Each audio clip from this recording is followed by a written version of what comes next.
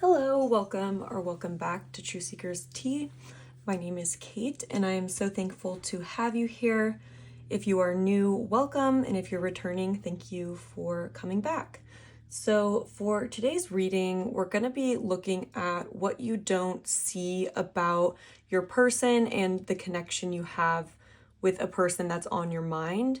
So we're going to be looking at this by, on the left side, we're going to be looking at what you do see about this person, what you do perceive about this person overall, their energy towards you, and their intentions for you in the connection. So the left side should be a good energy check-in because it's going to be looking at your subjective view. And then we're going to compare that to the right side where we're going to be looking at revealing anything that you don't currently see or clarifying anything that you might not have the full picture on in regards to them overall, their energy towards you, and their intentions for you in the connection. So there is going to be an extended reading where it's going to be different for all of the piles, so stay tuned for that. Towards the end, I'll be figuring out what we're going to go into. It's going to be catered to what feels most relevant and useful for each pile. So anyways, there are 3 piles to choose from. For pile number 1, we have the Dreamy Tarot with an orange calcite raw crystal. For pile number 2, we have the Apparition Tarot with this selenite heart. And for pile number 3, we have the Affirmations Tarot with this angel aura crystal point. So go ahead and take whatever time you need to tune into which pile you're feeling the most drawn to. You can pause the video if you want to, but again, there will be an energy check-in, so hopefully that will help confirm your intuition as you choose the pile.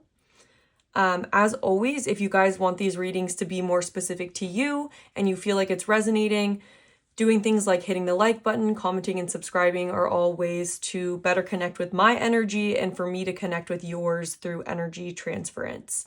It also supports the channel. So having said that, I will have the decks linked down below. I'll have the timestamps, the extended readings, and any information about me. But without further ado, I will see you at your pile. Hello, pile number 1. Welcome to your reading. If you chose the Dreamy Tarot with this orange calcite raw stone, this is going to be your reading. I just feel like I need a little more light. This is going to be your reading where we're looking at what you don't see about your person. So we are going to be doing this in still with the left part of the reading. We'll be looking at what you do see about this person, your perceptions of them, so I can compare that to what you don't see about them, so I can highlight that. So we're going to be doing 3 different categories. So we're first going to be looking at how you view this person overall. We're going to be looking at how you view this person's energy towards the connection, and then we're going to be looking at how you view this person's intentions towards you. And then on the right side, we're going to be looking at what you don't see in all of those categories. So I've pre-pulled just one oracle card to go for each section, but I still want to mainly use tarot and channel as we go along. The song Drunk in Love by Beyonce was coming through right before I started filming. Very loud and clear, so I'm not sure what that means yet. Or maybe just one of you randomly had been listening to that. Okay. So for the first part, this is how you view your person overall. We have control here with Jupiter and Capricorn. So the first thing that comes through with this card, this is you view this person as someone who, there's sort of a emperor kind of an energy coming through with the control card. It's really reminding me of that, but it's coming through as a more masculine energy. This person doesn't have to be a man, but you view this person overall as someone who takes their position in life seriously, as someone who has sort of a stubborn and strong work ethic, or a sense of a lot of importance for this person is placed on their status, is placed on their reputation. They care about what other people think about them. When it comes to some kind of role that they play. It's not to say this is how they are in the connection. It's just like overall, you would definitely be able to identify this person as someone who takes their career seriously or takes family really seriously, something like that. Someone who believes when it comes to expansion, it's a very controlled sort of Capricorn energy compared to Jupiter being ruled by Sagittarius, where Sagittarius is very open-minded and exploratory, and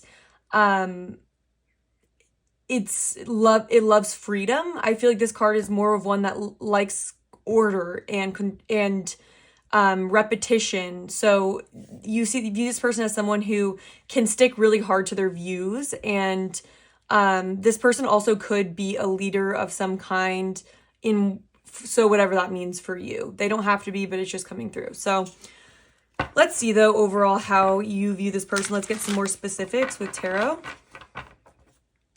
And again, these signs could be relevant but to your person's chart, but it doesn't have to be the case.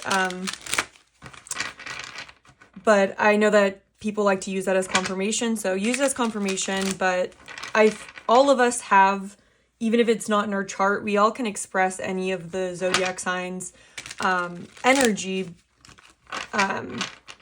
Like, for example, I could be in more of a Capricornian energy, even though I have no Capricorn in my chart. Like, if I'm trying to be super organized, or I'm, working really hard, things like that. Like, or I could be trying to work on that aspect of me because it isn't strong. So we can always embody different signs than what we have in our chart.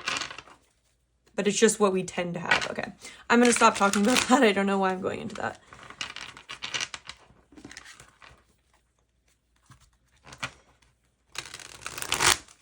I'm wondering if you guys ever over-explain yourselves to this person.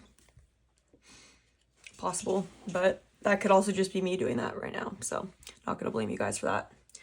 All right, so pile number 1, Spirit. How do they view their person overall?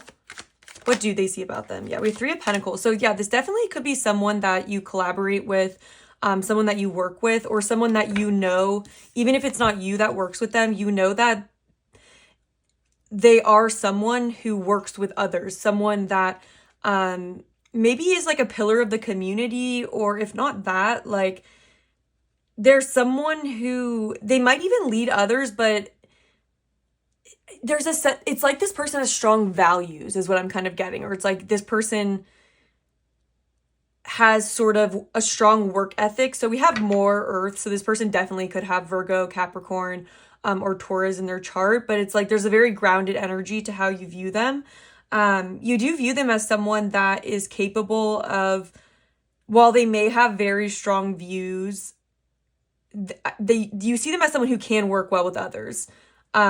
People may look up to this person, or people may easily get along with them.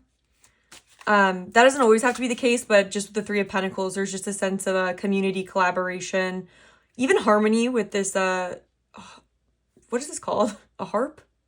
Why does that sound wrong to me? What is that, you guys?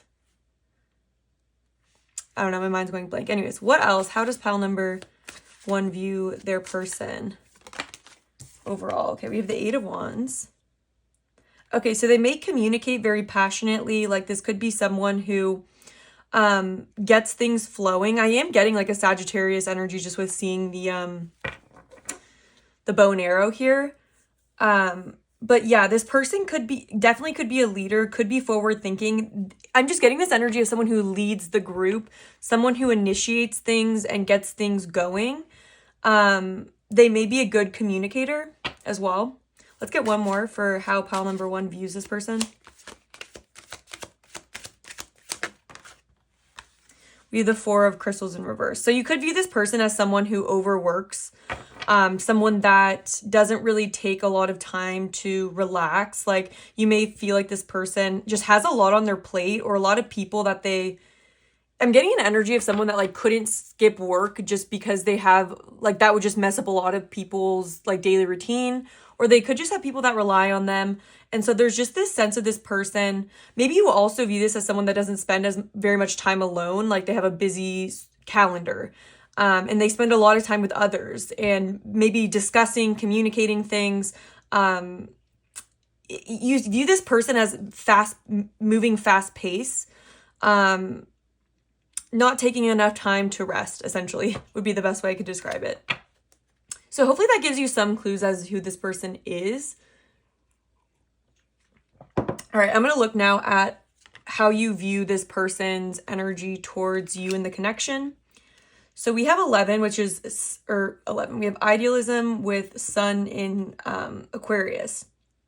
So this is, right when I pulled this card, I was getting this idea that maybe this is someone you work with, or someone, if you don't work with them, you may just have had discussions with them in general. Like, I feel like this would be someone that you have good conversation with, or someone where even if this person has their own ideas, like they could be pretty stubborn to changing them. They're not like disrespectful. I don't get that they're disrespectful to your contributions or the things that you have to say. You view this person, or this is how you view them. You view them as someone who comes across as being interested in maybe exploring like your worldview, your thoughts.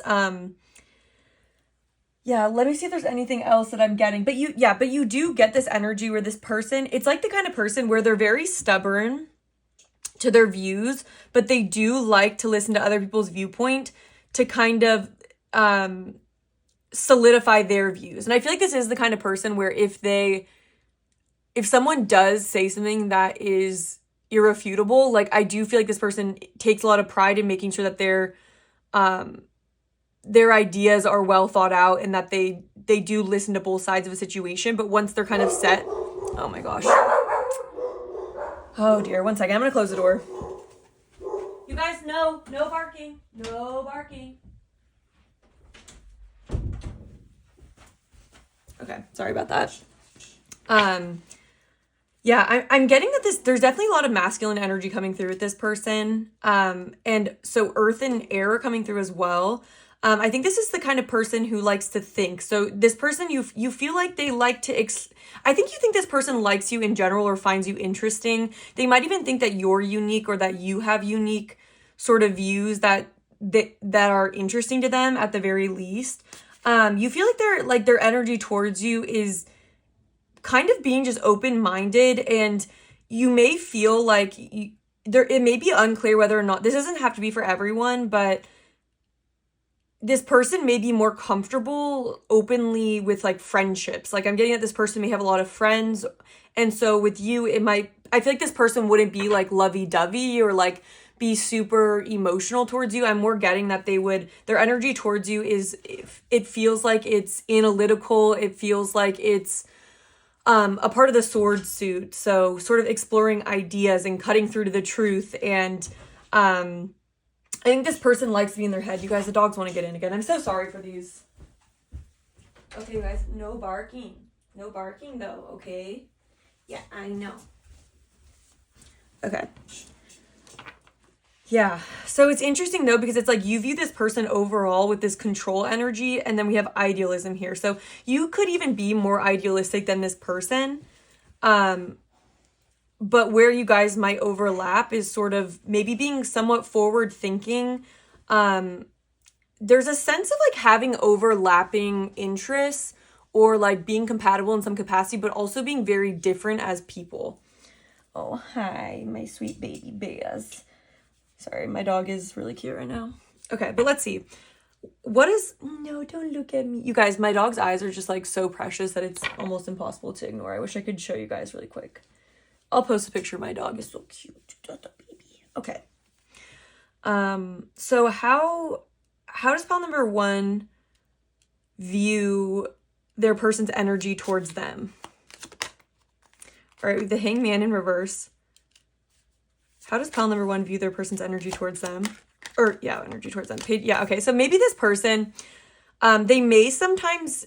Okay, so in all honesty, I'm kind of getting that you might feel like this person doesn't always see your point of view, or may even think that your point of view is kind of out there or not as practical. But I am getting this sense that like it's like this person may not really understand where you're coming from sometimes. Like I think you guys have different viewpoints, but I think nonetheless there's like an interest in it, or but it's like they kind of think that you feel like this person's energy towards you is that they don't, it's like they kind of, they may underestimate you, or feel like some of your ideas are out there compared to theirs. Let's get one more for how pile number one views their person's energy towards them. Yeah, Page of Wands. This person views you. Okay, so you feel like this person kind of thinks that you are maybe expressing more of like a younger kind of an energy. This person could be older than you. They may feel like, you may feel like this person doesn't think that the connection is practical, or you might feel like this person just doesn't see your point of view in a sense. Yeah. But I'm not getting like a hostile energy from this group. I'm more getting that it's like, yeah, and like this is like Pisces energy. Like this person just feels very air element and earth element. So it's just coming through very grounded, and it's like you guys have values that overlap. I just said this, but it's like you have values that overlap, but it's almost like the expression of them, or like the way you guys are externally, is coming off really different. And so I feel like you think that your person's energy towards you is that they're kind of in a controlled energy, whereas they view you as a little bit more out there and maybe like head in the clouds kind of an energy. So you may just feel like this person doesn't like fully understand you, but that you feel like there's some kind of an interest there. All right, let's see what you think your person's intentions are. So we have Venus in Cancer. Okay, let me just make sure everything is good in view. I'm gonna move it up a little bit. Okay, I'm actually just gonna get the tarot before I go too far into it, and I'll use it to supplement. So what does pile number one think that their person's intentions are? All right, we have Three of Wands in reverse. What does pile number one think their person's intentions are?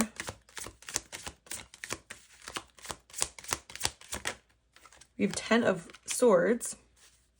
Let's get one more. We have 7 of Wands. Okay, so very interesting. So I feel like you think that this person, this is very interesting. So with Cancer and Venus coming through, you're viewing this person as very defensive. Yeah, like the Three of Wands, it's like you think this person's intentions are very much to defend their position and to prevent any sort of you may feel like this person like isn't on a good, okay, so I said there wasn't a hostile energy here, but it's not hostile, it's more defensive than anything else. So there's kind of an energy here where I feel like this person feels threatened by you. This is like how you view it. It's like they feel kind of threatened by you just because they maybe don't see your ideas, or they don't see like the way that you go about relationships or life. It might just be different from theirs. And so there's kind of this energy where this person feels almost like threatened by you, because with Cancer, I'm kind of getting like the protective energy that Cancer can go into, where it's like they feel very protective of the home, especially if this person's extremely traditional and you are not as traditional.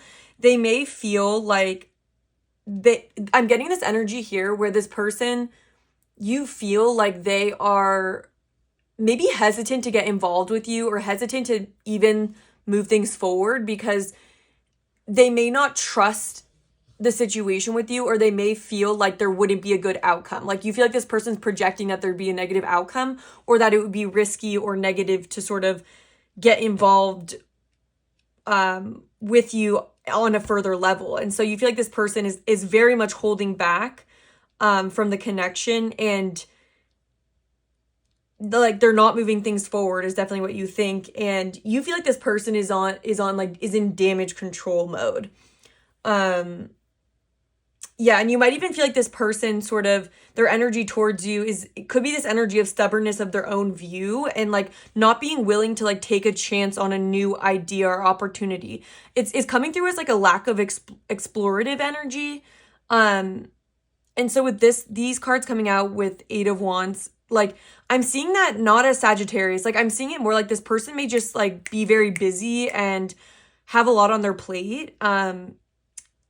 But it's like they might have a very like rigid or structured way that they do all of this. And I feel like for you might introduce a level of novelty or a level of uncertainty that makes this person uncomfortable. So that's what I'm getting for your view. I'm going to pull the other cards for what you don't see about this person, and what you don't see about their all of this, but what you don't see, essentially. So I'll be right back in a second. Okay, so I pulled the cards for what you may not see, and I'm actually getting for this group, it's more like you do pick up on a lot of this person, like, but it's almost like there's just slight differences in interpretation that I think Spirit wants you to be aware of, that could help you better understand this person. So I feel like this is a reading where you're really meant to walk away with more of a better, clearer understanding of this person. There's no sort of shock value of like, oh my gosh, this is what you don't see about them. It's more like just sort of clarifying things. So overall, what do you not see about this person? We have Venus in Virgo. And so what I'm getting here, and I do feel like I need to pull like tarot with it so I don't run too far off without clarifying, but with discrimination here, it's like this, what you might not see, it's like there's something built into this, which you might already know, but you might mainly see it through a lens of like someone being like an emperor type or being very like authoritative. I feel like rather than authoritative, this person it's built into their DNA or like their personality, who they are, to just be very practical and discerning.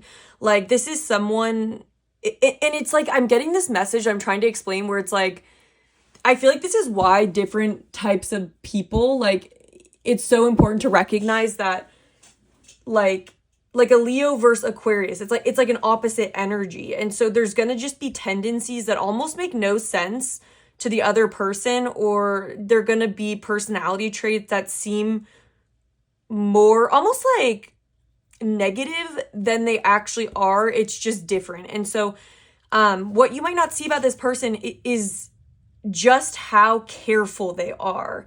And I'm getting this with like in general. So like it's like when it comes to where this person puts their energy, this person can be very frugal as well. That's just randomly coming through. There's a very like trepidatious energy that this person has, but it doesn't feel like it's coming from like a wound. It's more like this person is just like that. It's like this Virgo perfection energy where the stability, the practicality, the routine, and like a nitpicking kind of an energy. And you know how Virgo can get into, because it's so detail oriented, and there's just an energy here where there's kind of a perfectionist energy where they can push a lot of things they could not accept or be willing to, they wouldn't be open to a lot of different things just because they're so detail oriented. Whereas someone who maybe more is more like open and exploratory,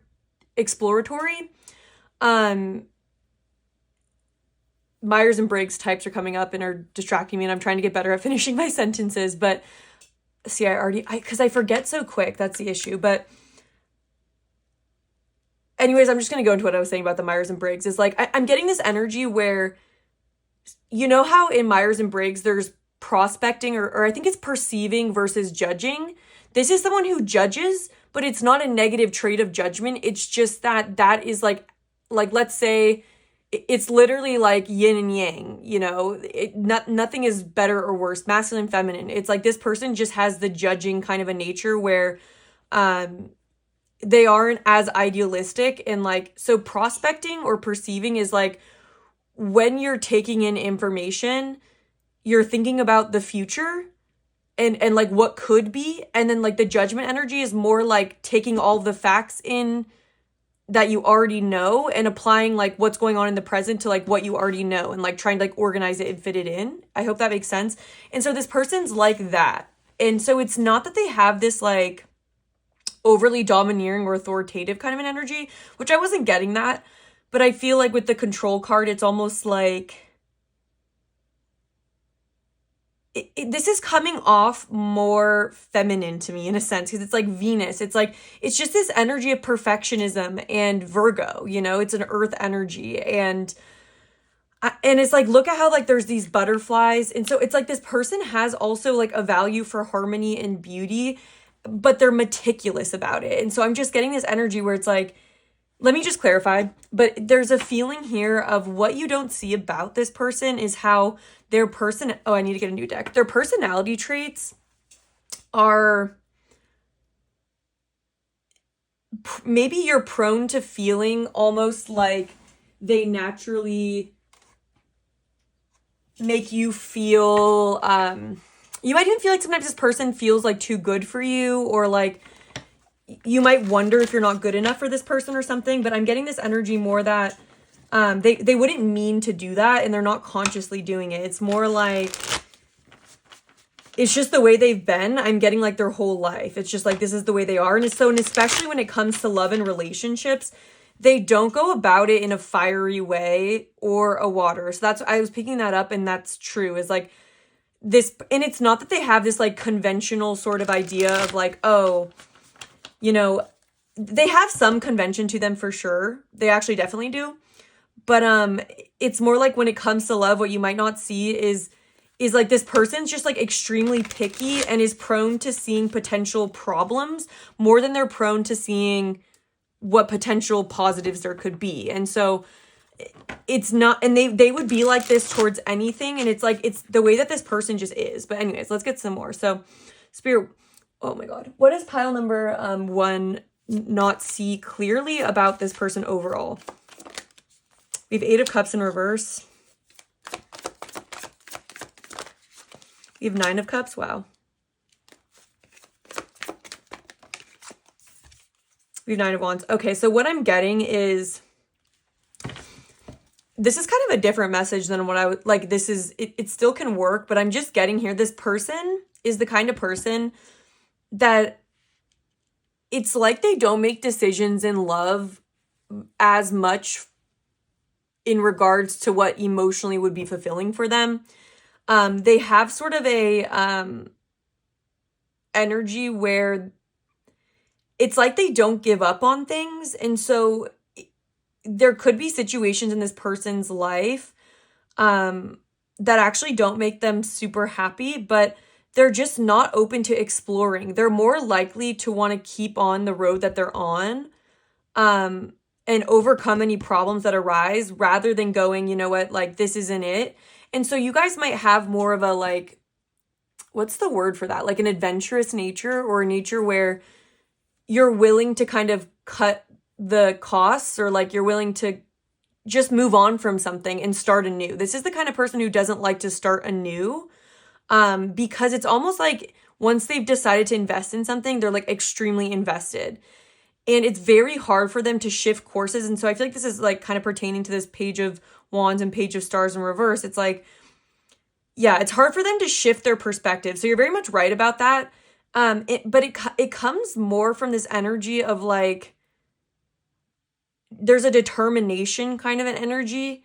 And this person is very, it's not in their nature to go, oh, the grass is greener on the other side. Like they're very much the opposite of that. And there's this energy of they're a lot less in tune. You know how like if you're very in tune with your emotions, if you have a lot of water and fire in your chart, which by the way, like I'm Leo, Sun, Scorpio, Moon. So I definitely have that. Like for me, I'm very motivated by what is emotionally and passionately drawing me. But I feel like this person is much more grounded. So it's like they're much more like they'd rather make a small adjustment to what they're currently working on, and they'd like to problem solve rather than start completely new. And what I'm saying is they're not as in touch with that feeling. It's like that's just like not the way they operate in life. It's just very different. It's like they're not gonna be they're more logical. It's like they don't really get swept away in a fantasy of like what could be. They're more like grounded and just looking at the situation as it is, and they take things just like at face value. Like it's like it could be, oh, I like pile number 1. I think they're interesting. And it's like there could be a lot of chemistry between the two of you, but the way this person the way that their mind processes information is just not conducive to this sort of overly expressive and like passionate and romantic energy. Like that's just like not what they're like. I hope that makes sense. So their overall energy towards you. So we have optimism with moon in Sagittarius. And so this is really interesting because this is almost exactly what I'm talking about. It's like, this feels like your energy.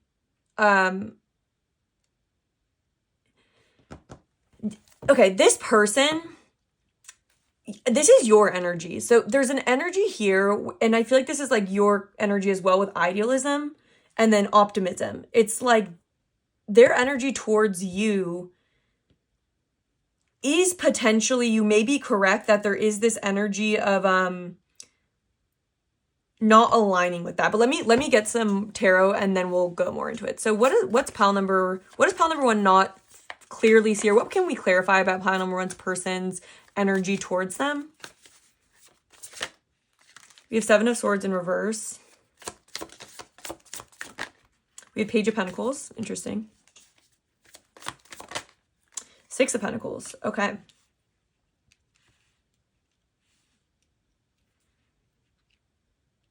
So I think what's interesting here is that I think what you don't see about this person's energy towards you is that they actually do they respect you and they like you more than what they're able to show, is kind of what I'm getting. But with the Seven of Swords in reverse, I feel like there is a level of self-denial. And so whereas you might think that this person doesn't see your point of view or like isn't capable of that, it's more that they kind of deny it to themselves that they are interested in learning more about you or learning more about, there's kind of an energy here of like this person would like to invest in you, or they want a dynamic with you. They would like that, but there's sort of this energy of, slow and measured, you know? It's like this person isn't the kind of person that would want to move somewhere and like change their job and like get married next week. Like, but what I am seeing here is that their energy towards you, they do want to give to you. There's an energy here of this person seeing your value. I'm getting this energy of wanting to invest in you. Like this person thinks that you may have valuable insights, or that they have something to learn from you, is kind of what I'm getting. Like they see you as having a lot of value. And I'm getting here that there's sort of just some self-deceit. So it's like you do actually spark a level of optimism and excitement and idealism towards the future for this person, but it is definitely out of their comfort zone. And another thing I'm getting here though is that, okay, and also what you don't see about their overall energy, and I'm kind of getting towards you, is like, I think you do make this person emotionally happy, but it still doesn't mean that they're just going to open the door to you, or that it's like they would want, this is the kind of person who'd like to start off as friends, or would like to start off really slow. Like, okay, let's just do this thing together. Let's get coffee, or like, you know, and it's like they could have romantic interest, or they could feel like you make them happy, or like, even if this isn't romantic, like they could have emotional interest in you as a person. But there is also this feeling of they have a certain way they want to go about this connection that I feel is very different from yours. And so I'm kind of getting this energy where it's quite an opposite energy between the two of you. And it feels like each of you don't really understand the other person's way of engaging in a relationship, or like what's comfortable, or like what's the process. I'm getting like fire and water for you, and I'm getting earth and air for this person. And so I'm getting this energy where it's like this person really values your insights, actually. So this person doesn't think that doesn't have like a really strong negative view of you. They actually naturally feel positive towards you. But they are guarded, and they are cautious when it comes to you, but it doesn't have anything to do with you. It's more like just the difference that you guys naturally have, and then the way that this person would like to proceed versus the way that you'd probably like to proceed. And so it's kind of this energy where this person maybe has been very stuck in their views for a long time, and maybe they met you, and you are you might be like one of the only people that have made them like look twice, or like you've caught their interest, and they do think that there's value just like to who you are as a person. XYZ. I'm gonna get a sip of water. But it's like I'm just getting this energy of like okay, this is what I'm hearing. This person is not super comfortable in their Jupiter energy, right? And so we had Jupiter and Capricorn for like how you view them. You spark a Jupiter energy in this person. So like expansion, optimism, luck, like ninth house, exploration, expansiveness. Yeah, I said that. So it's like this person is really not like that, but their energy towards you is very Jupiterian, which is very interesting. So we actually have Sagittarius here. So it's like emotionally, this person, you spark feelings of Jupiterian energy that aren't really natural to this person, but it's something that they naturally feel towards you. I hope that makes sense. It's like their tendency in life is to not really move in they're more Saturn. Like this person's very Saturn. You feel very Jupiterian. And it's like the way you make them feel though, it is, what's the word? It is Jupiterian. And so it's really interesting because you know how I said this person could be frugal? It's like the way they feel about you though is like this sense of like optimism, or like not like charity, but like generosity. It's like they feel like you're generous and they want to be generous towards you, which is like almost not their usual sense of being. And so I'm kind of seeing like in a movie, you know, when someone is like stubborn about liking someone, or like they never, oh, now I'm hearing a song, I'll never fall in love again until I found her. That song. But it's like in a movie when there's like a guy friend that like obviously sees that a guy likes a girl, but like he's in denial about it, but like literally lights up every time she walks in the room, but is like, no, like I'm not like that. Like that's the energy I'm getting from the Seven of Swords. It's like this person obviously has very positive emotion towards you and an emotional response to you, but it's like then their logical brain kicks into discrimination, and is like, this is the kind of person who could find a problem with something and then they could deny their feelings. So it's like, let's say they felt excited or emotional about something. It's like, then very quickly though, their practicality or their logic kicks in, and then they'll get overly logical about it and go, and then they'll come to the conclusion that they don't have those feelings. And so they kind of deny their feelings, if that makes sense. That's their energy towards you for sure. But anyways, let's look at their intentions. So we have Venus again. So we have two Venus cards on this side. So this definitely could be like a romantic situation. Doesn't have to be, but I am getting themes of philosophy between the two of you, or like discussions. I feel like this is someone you maybe worked with or collaborated with, or at the very least, like someone that maybe just like you're friends with. And this could be something where more has happened, but I'm kind of getting what I'm getting. Because this person just feels very restricted and held back. So I'd be surprised as of now if there's already been like a lot of action between the two of you. But gosh, I keep forgetting my thought right as I'm saying it. Anyways, let's get into it.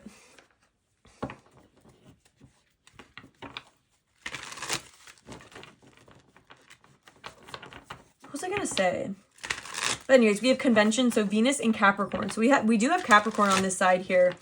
So this is someone, one of what's interesting is like there's an energy here where this person's love language could even be like collaborating on work things, or this person could have I'm trying to explain it, like this person's business world or their ambitions feel like they overlap with their friendships and relationships. So I feel like a lot of their friends probably share a similar sort of interest in whatever the field they're in, with the Three of Pentacles as well. And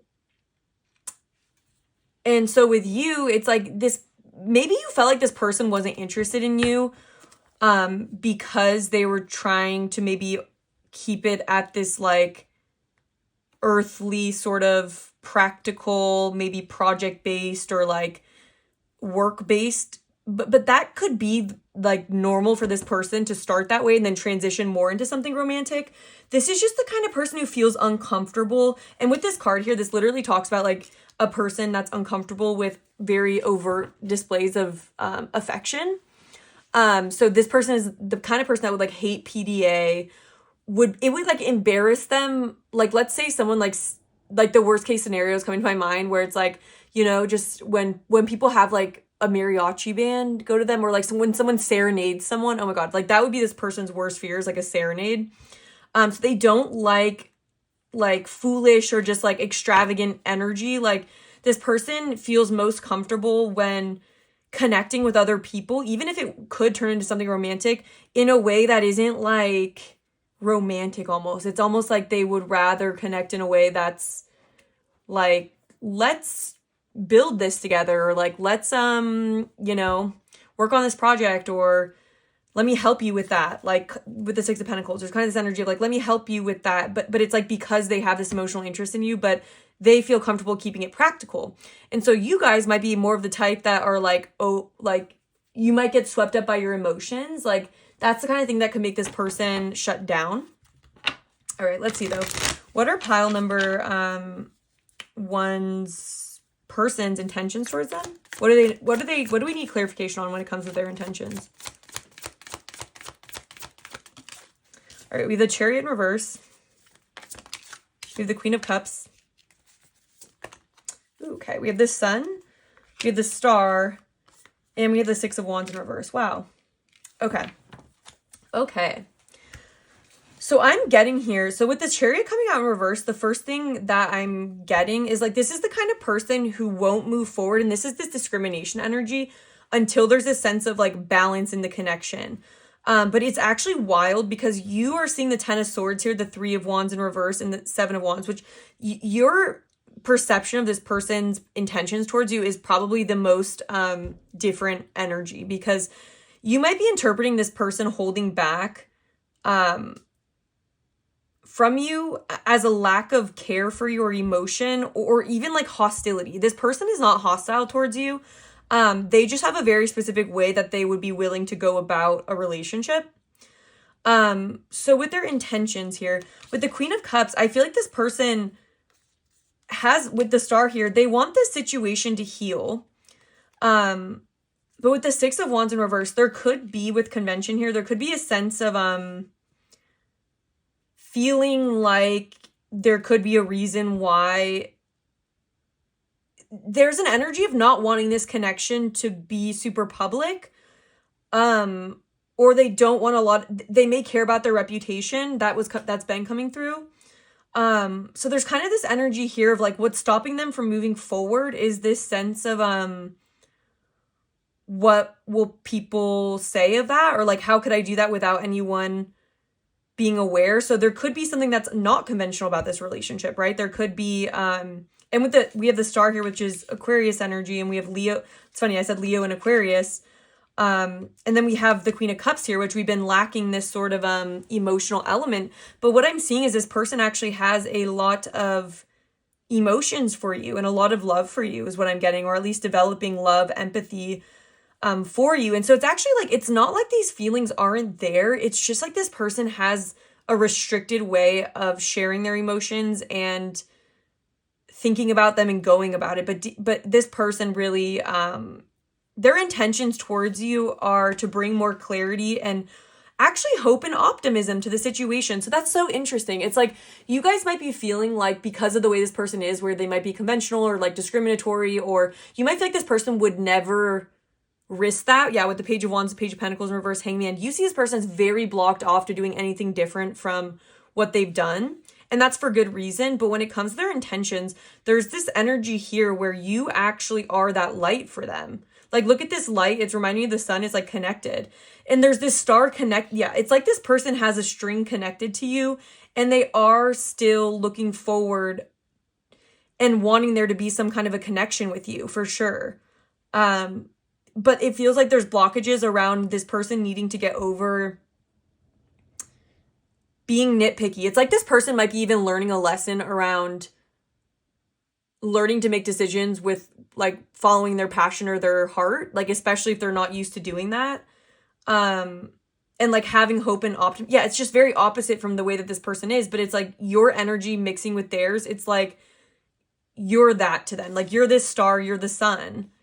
But the Six of Wands, there's blockages when it comes to forward movement because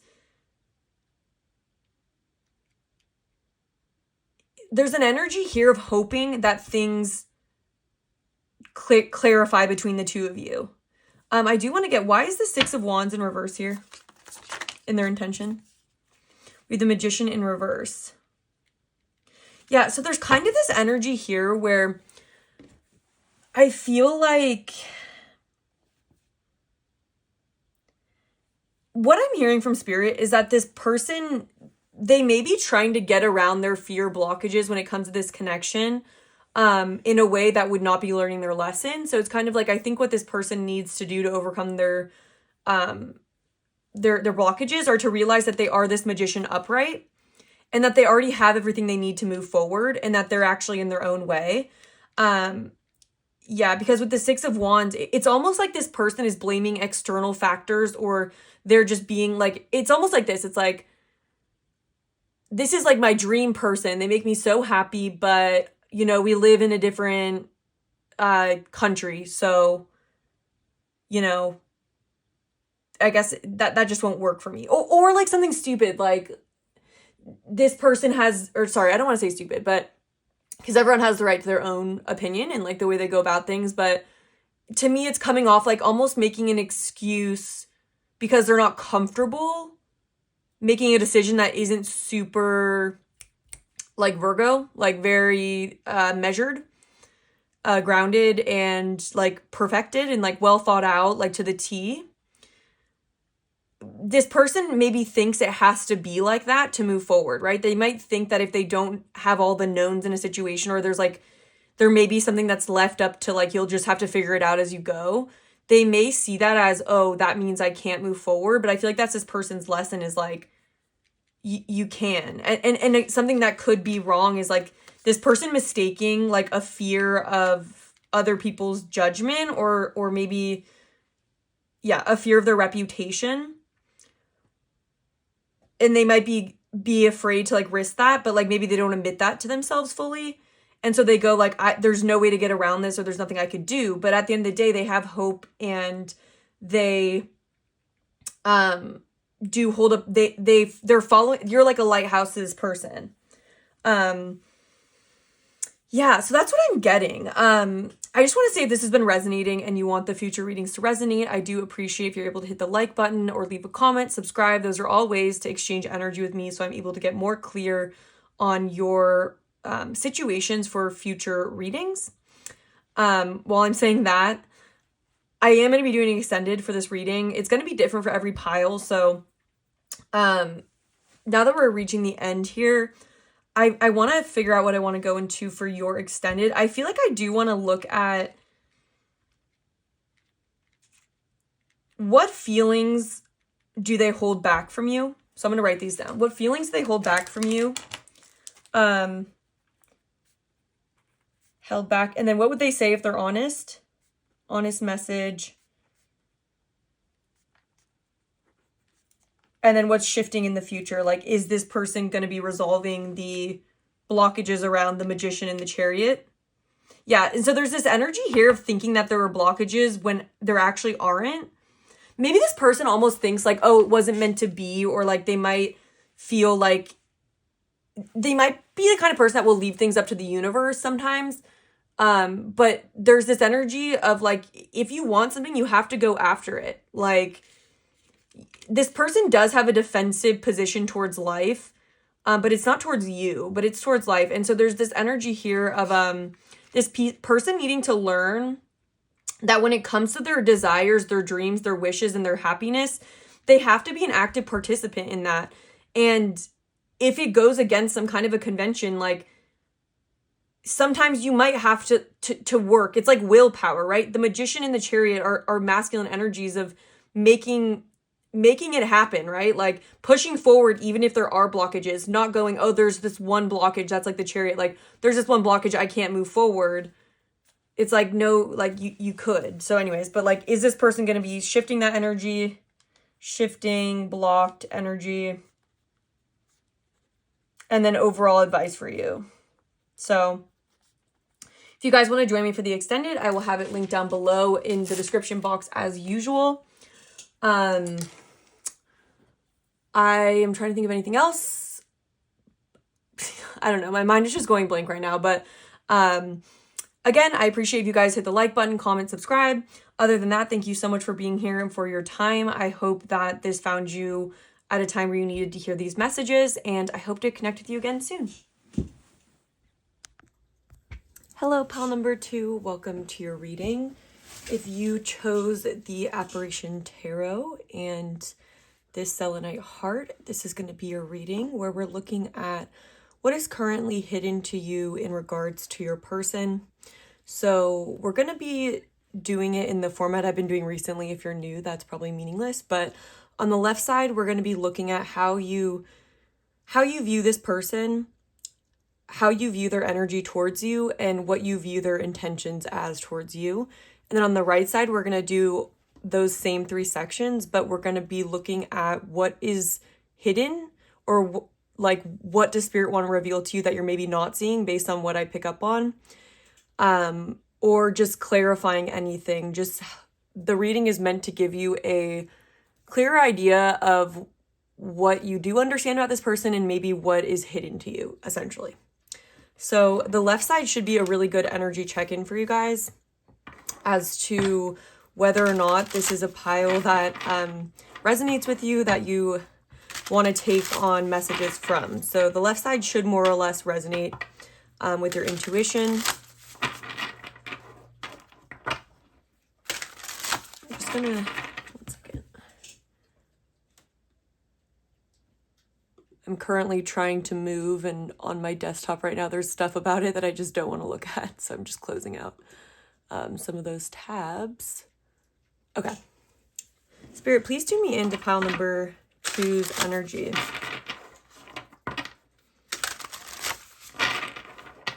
How does pile number 2 view their person overall? What's their overall perception of this person?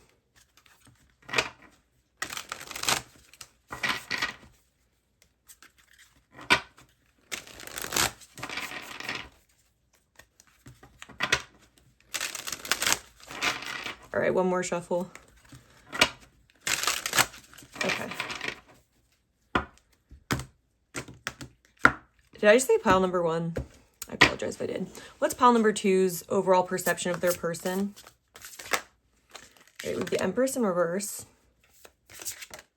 We have the Page of Cups in reverse. And we have the 4 of Cups in reverse. Okay.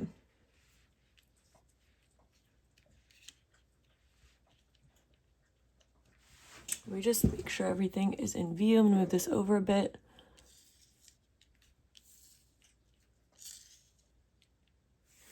I'm hearing, she's got blue eyes deep like the sea. They roll back when she's laughing at me. But I heard the part where it's like, boy, you got your head in the clouds. Just quit fooling around. So you might view your person as, okay, with the 9 of Swords here, I'm getting this energy of, I just need to clarify one thing because it's, I'll just explain why. Why is the Empress in reverse? 7 of Cups. Yeah, okay. Yeah, literally me saying, you got your head in the clouds, quit fooling around. Yeah, so clarified my intuition. Yes. Okay, so you view this person as someone that definitely is a dreamer, someone who, there's an energy here of being somewhat aloof to maybe like logistics and like practicality. There's just such a strong energy here of, what is it like? It's like a feeling of,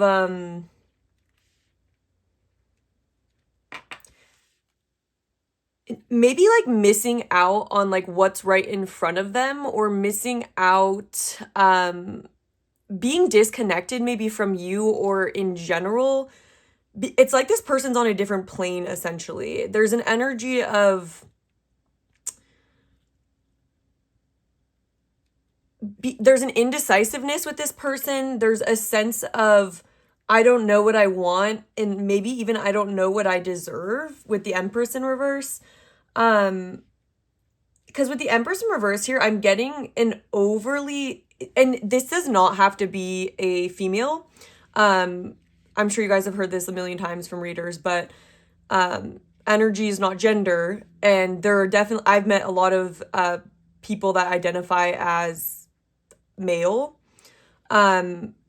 take on more of a feminine energy. And so feels like one of those situations, or this could be a female, just your situation, or this is someone who currently is embodying more of a passive sort of feminine energy that is more into being in their head and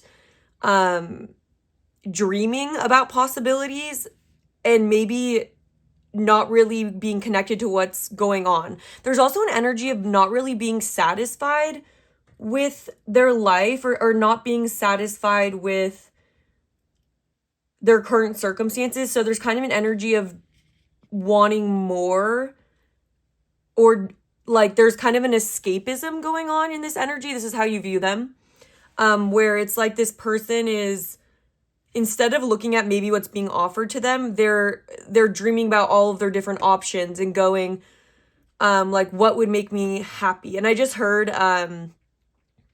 You Belong With Me by Taylor Swift, so that's just coming through. But it's kind of an energy of like, you might view this person where it's like, it might be sometimes frustrating to interact with them, because there's a sense of,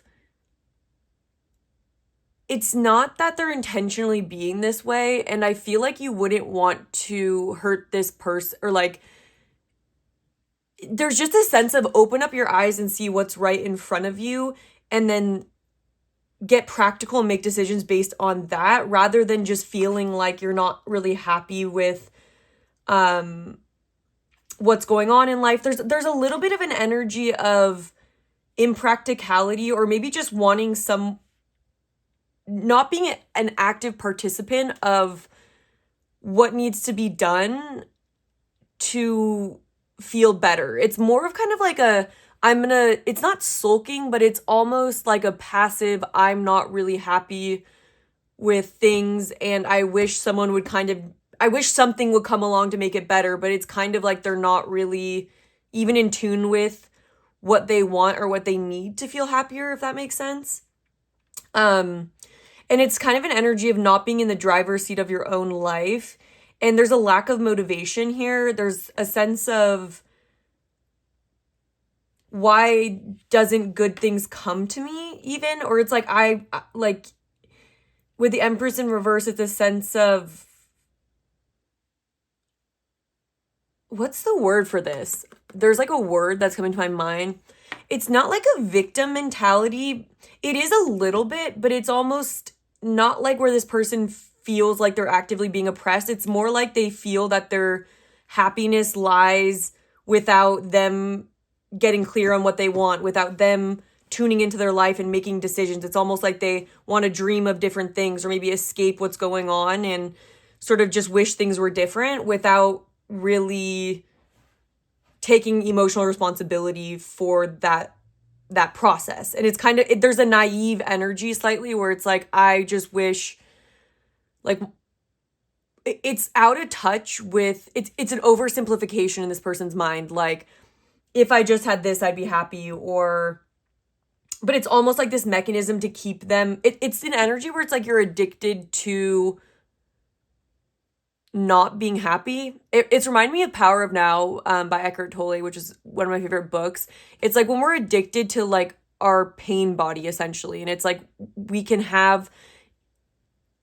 addicted to our ego, and our ego isn't always like this positive thing, you know? Sometimes we can just be comfortable, and this is not like an addiction necessarily. It's more like we crave familiarity, right? And so it feels like this person, it's like they're comfortably, I'm hearing comfortably numb now coming out. That's a good way of saying it, but it's almost less depressing than that. It's a little bit more like you could probably change this if you wanted to, which I don't know if that's how it always is, but I'm gonna get a sip of my coffee, then we'll keep going.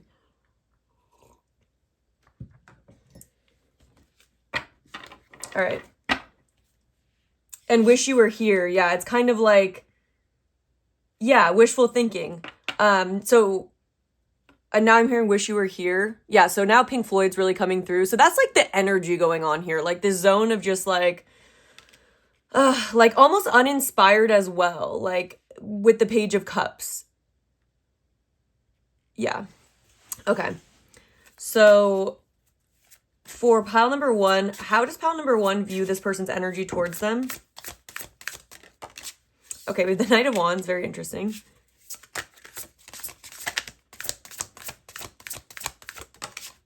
We have the Three of Wands in reverse.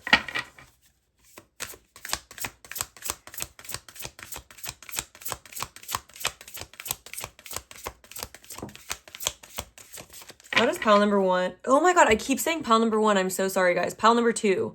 How does pile number 2 view their person's energy towards them? Yeah, King of Pentacles in reverse for sure. There's an energy here of like...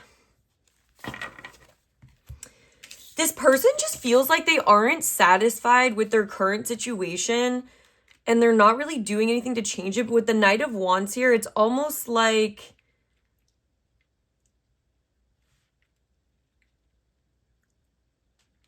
Let me just tune into it.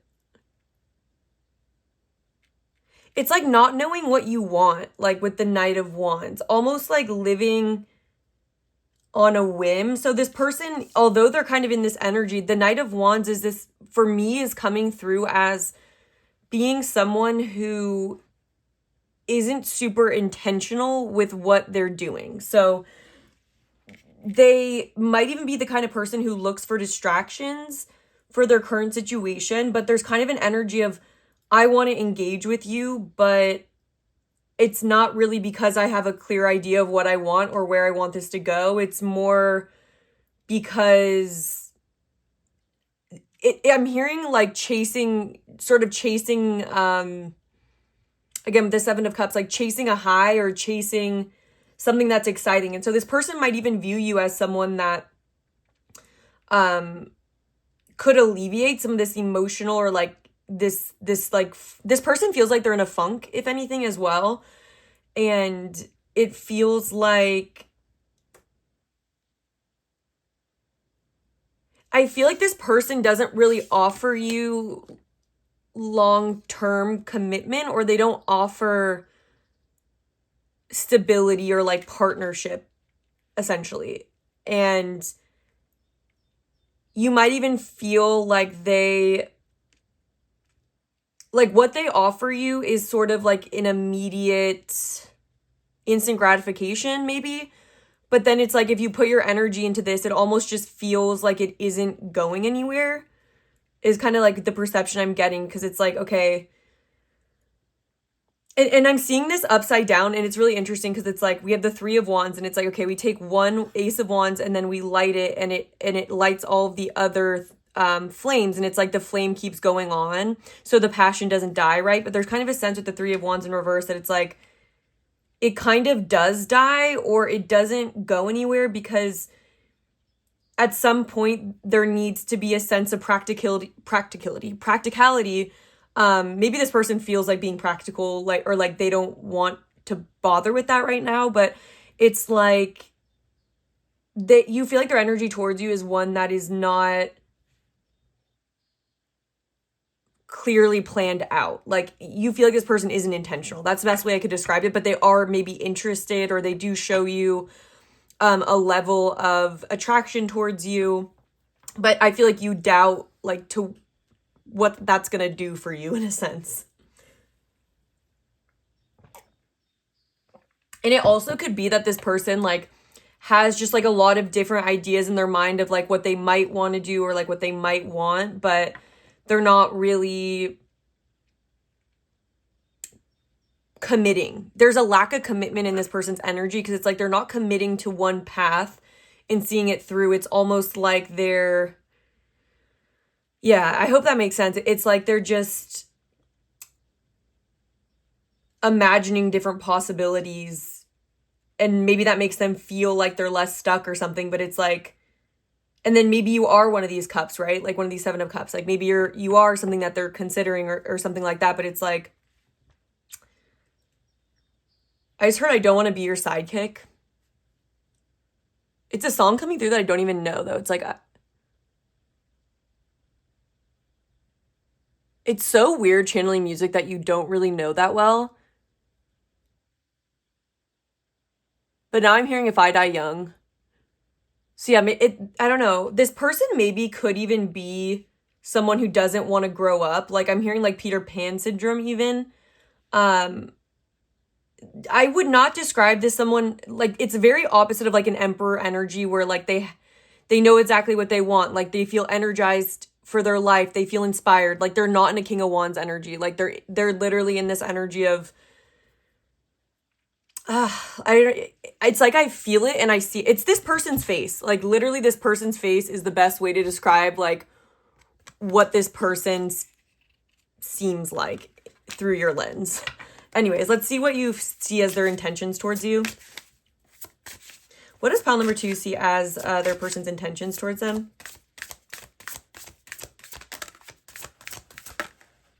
Two of Swords. That's what I'm telling you. Like it's like this like indecisiveness. Oh my gosh, yes, that's absolutely the vibe. Let me see. Okay, yeah, we're all in view. 100%. It's like this indecisiveness of, well, I don't really want to commit to this because I see this negative part of that, and I don't want to go this way because I also don't want that. It's like the feeling of when you're trying to help someone and they don't really want help. They kind of just want to complain. Like this is the vibe. I'm not saying this is this person's entire personality to you, but I just feel like these are things that you would feel are relevant to the connection, most likely. Yeah, all right. What else does, can we keep going with what pile number 2 sees as their person's intentions towards them? We have 8 of Cups. Sorry, I don't know why I laugh like that. It's just like, sometimes, I don't know. Okay. One more, please, Spirit. We have Page of Wands, yeah. 7 of Swords in reverse. Okay. So I'm kind of getting this energy. I'm going to get a sip of my coffee. Got to stay energized.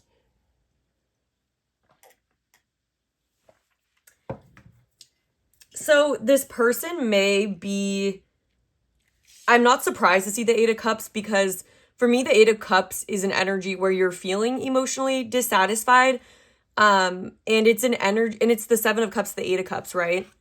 And so, yeah, this person really does feel like they're on a journey right now of figuring out what emotionally fulfills them. Like, what should they put their energy into? Like, what makes them the most happy, right?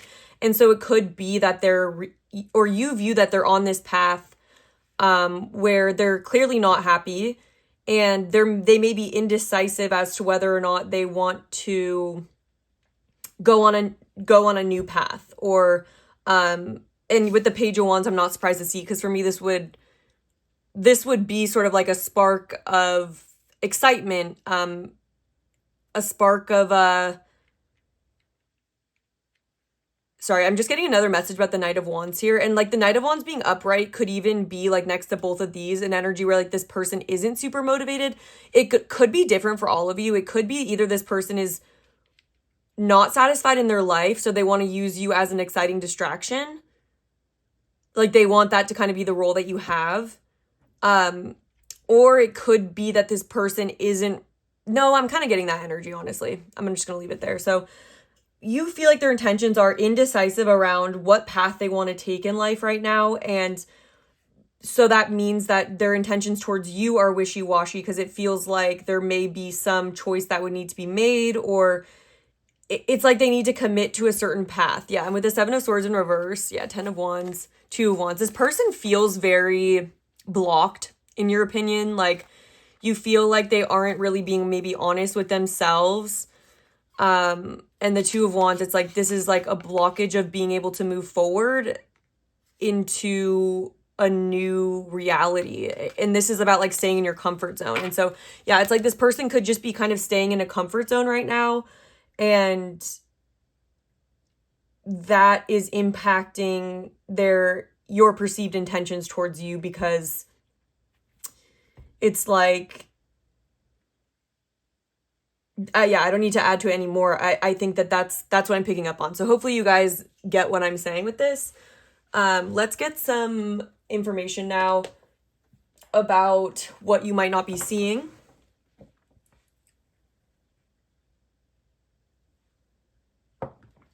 By the way, if you do feel like this is resonating and you want future readings to be even more specific to your situation, through liking the video, leaving a comment, subscribing, those are all forms of energy transference, and it helps me better connect to you guys. So thank you for all of you that do that. It also supports my channel. So yes, and there will be an extended reading. It's going to be most likely different for every pile, so stay tuned for that if you guys are feeling like it really resonates and you want more. Okay. Spirit, please tune me into pile number two's person's energy, and please help reveal to pile number two whatever it is that they might not be seeing clearly about this person. What's hidden to pile number two currently about this person? What does pile number two not currently see about this person overall? We have King of Swords in reverse. We have Eight of Cups.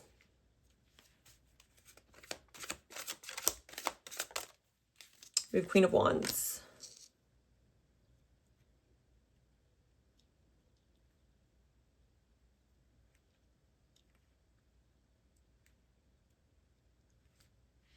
Interesting. Okay, Five of Cups at the back of the deck. So what you might not be seeing about them. Okay, there could be a situation that they've had to walk away from already. And with the Queen of Wands here, I'm wondering if...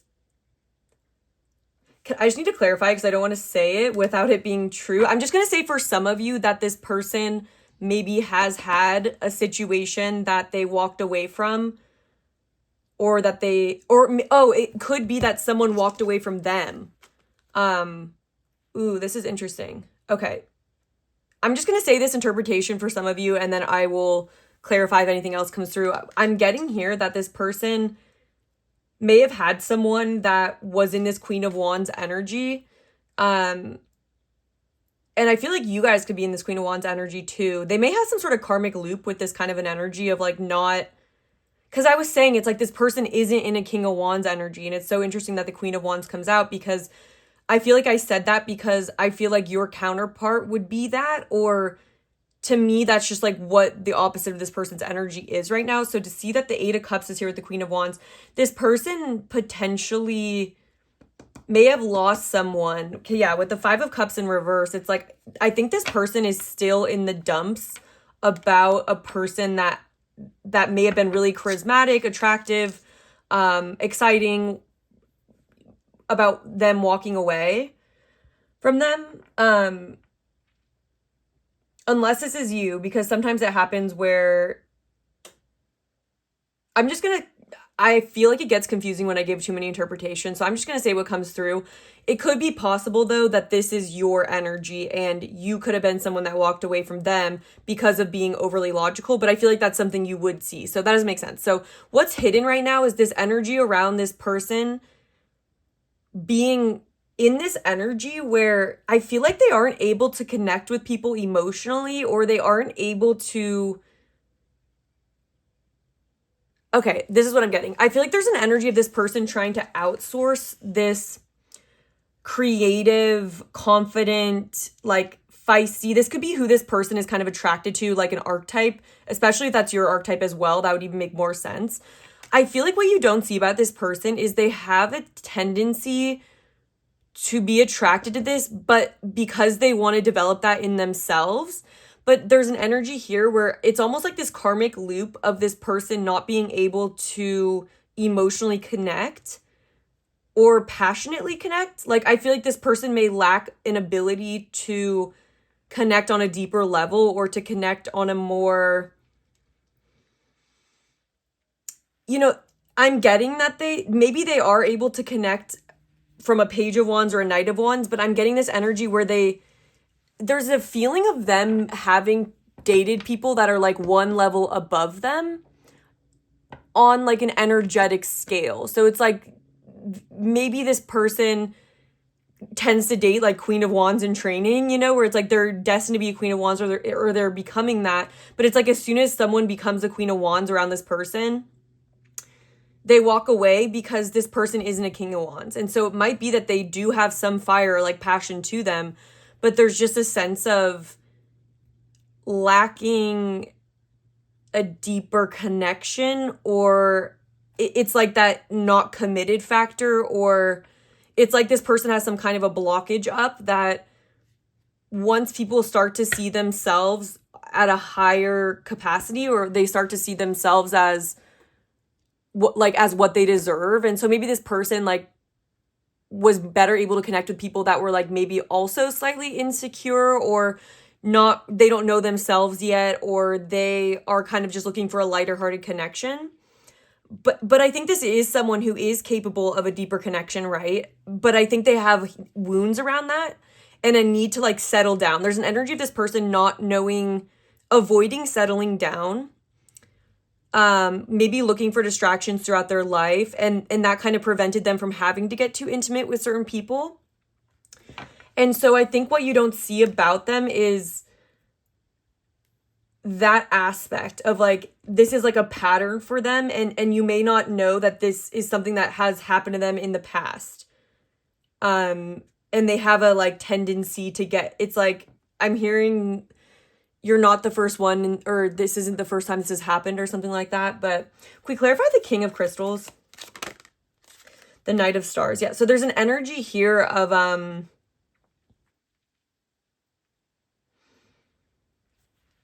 it's a lack of, for me, this is coming through as not like an overly cold energy. It's more of like, I don't want to get too logistic about this. I don't want to get too practical or logical about this connection. I just want to like keep it lighthearted or something. And then with the Knight of Stars here, it's kind of this energy of words not really meeting actions, or someone that lacks follow through, and someone who may, for a certain amount of time, be interesting, or like someone that like seems like things would go further with, but there's kind of this energy of like, you can only go so far with this person, and like that's like a part of their personality. And you might be seeing them as kind of like mopey right now, which is probably like true, I don't doubt it, but it definitely is more of this blockage around meeting people at a deeper level, meeting people in the deep end. And I feel like this person might even have a tendency to get like frustrated, or get like dismissive, or like they might get that like that when a person rises into their confidence and their self-worth, because then you start standing up for yourself. Like the Queen of Wands is someone that doesn't take any BS. Like they're gonna say, you did this, like you said you're gonna do this and then you didn't follow through, why? But like a Knight of Wands might be more like also kind of flighty, or just like doing their own thing, so they're not even caring about that. Because like you start calling stuff out because you want to make sure that your time is being used well. You want to make sure that you are intentional, right? And so again, it's like a lack of an intentionality, or maybe sometimes the intention's there, but there's like a lack of follow through. Oh my God. And that's so crazy. I'm going to get a sip of water. I've been hearing Houdini blasting in my mind before this reading, but it's been stuck in my head all day. And I've been like, okay, I just think that's me, like having that song stuck in my head. But is that not Houdini energy? Are you kidding me? Dua Lipa saying like, catch me or I'll go. You have to prove you have the right to please me. Literally, like that's the energy of what I'm getting, is this person has a chronic issue of losing people because they don't want to meet them at a higher level. And if a person starts getting to this higher level, they don't really want to meet them up there. Maybe they, yeah, but they also don't want to lose the person either. So yeah, let me see. Yeah, and so then it could seem like they're just never happy or something, or like, but this is true, because I feel like this person might seem like this on the surface, like what you've been picking up on, like not satisfied or something, or like they don't get what they want and it's like not their fault or something. But it's like, no, this person gets in these situations, they need to look at themselves, right? And with the Empress in reverse, it's kind of this energy of looking externally and going, why isn't this coming to me? When it's like, what are you doing to ensure that you get what you want? And what do you want, you know? And then they end up just like upset, right? And then the Fool's underneath, Ace of Wands. I feel like the way that this person handles heartbreak is just by jumping into something new or distracting themselves. And then the Wheel of Fortune, just hoping that things fix themselves, right? Okay, so let's see. What is pile number... what's hidden currently about pile number 2's person's energy towards them? Anything you want to clarify? We have the Four of Wands. What is hidden about their... We have the Seven of Pentacles in reverse. What is hidden about their intentions? All right, we have Death, and then we have the Hanged Man.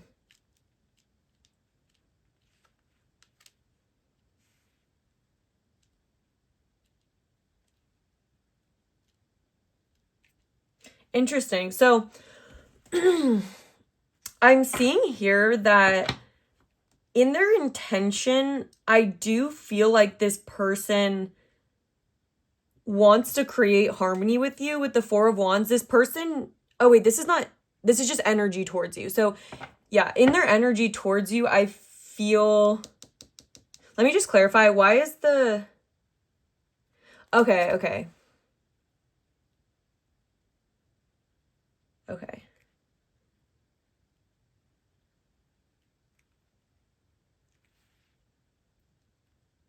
There's a feeling here of this person wanting to have this like harmonious foundation with you, or like having happy times with you. There's kind of this energy of I want to have the solid foundation without having to build it. Like it's almost like, can we just have this? Can we just instantly sort of have this like, this is something that would need to be built, right? So it's super interesting. Oh my God, we have the King of Wands at the back of the deck. Crazy.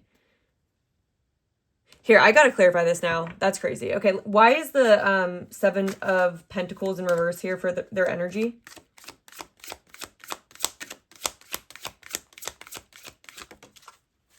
Okay, we have the Emperor in reverse. Okay, no. Okay, yeah. It's like this person doesn't take responsibility. Okay, it's like this person wants to have the castle. They want to be the emperor of the castle. They want to have the castle that the emperor built, but they don't want to be the emperor that's building the castle for you guys to have, but they still want that solid foundation with you. With the Hangman here, for me, this is kind of an energy of this person needs to be more active and intentional towards you, but they really are, it's okay. There's kind of an energy here where if they don't get what they want easily, then they kind of just surrender it and go, well, I guess like that wasn't meant to be then. There's this energy here where this person almost feels like things are supposed to be put on a platter for them. But that's like kind of a mean way of saying it. I would say more than that, it's like this person, it's like they're too much go with the flow. Like that's what I'm getting.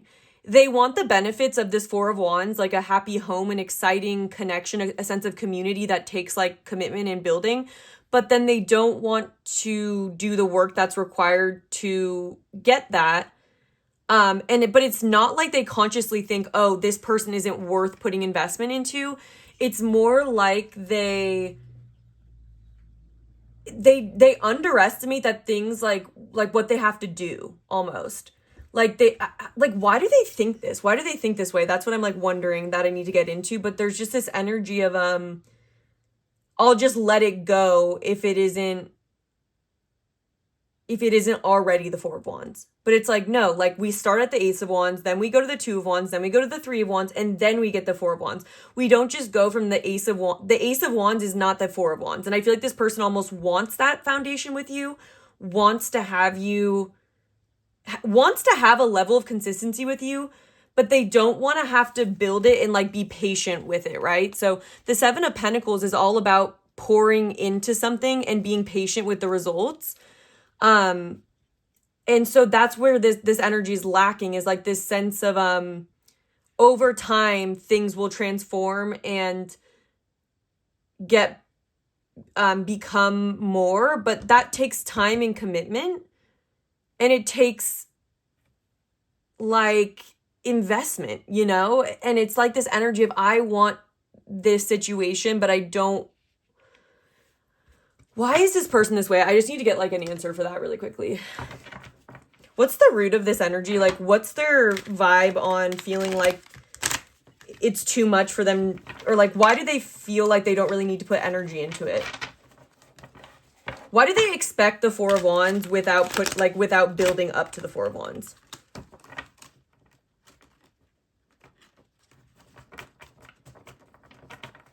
I'm hearing that this person could take like someone having boundaries with them, or someone expressing their needs of like, oh, I need this, as they might feel insecure, or like that might trigger them feeling like not enough or something. You know, it might be like, yeah, that's maybe what I'm getting. Can we clarify what's the reason for this sort of lack of investment energy? Okay, it says, I forgive myself for resisting my need to sit in stillness to process both my past and my present. I choose to believe that when I acknowledge my fear of not being able to adequately provide, oh my God, yeah, I enable myself to access and receive support as necessary. Wow, that's so exactly what I was getting at. Oh my gosh, yeah, it says, I forgive myself for feeling as though I need to prove that I'm good enough to receive what I desire. I choose to believe that I'm innately worthy and my worth is not dependent on the way I show up or the extent to which I give to the world. Yeah, okay, like, but this is almost like too much of this energy.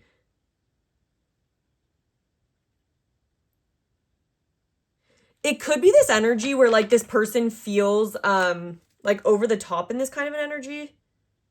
Like it could be that they feel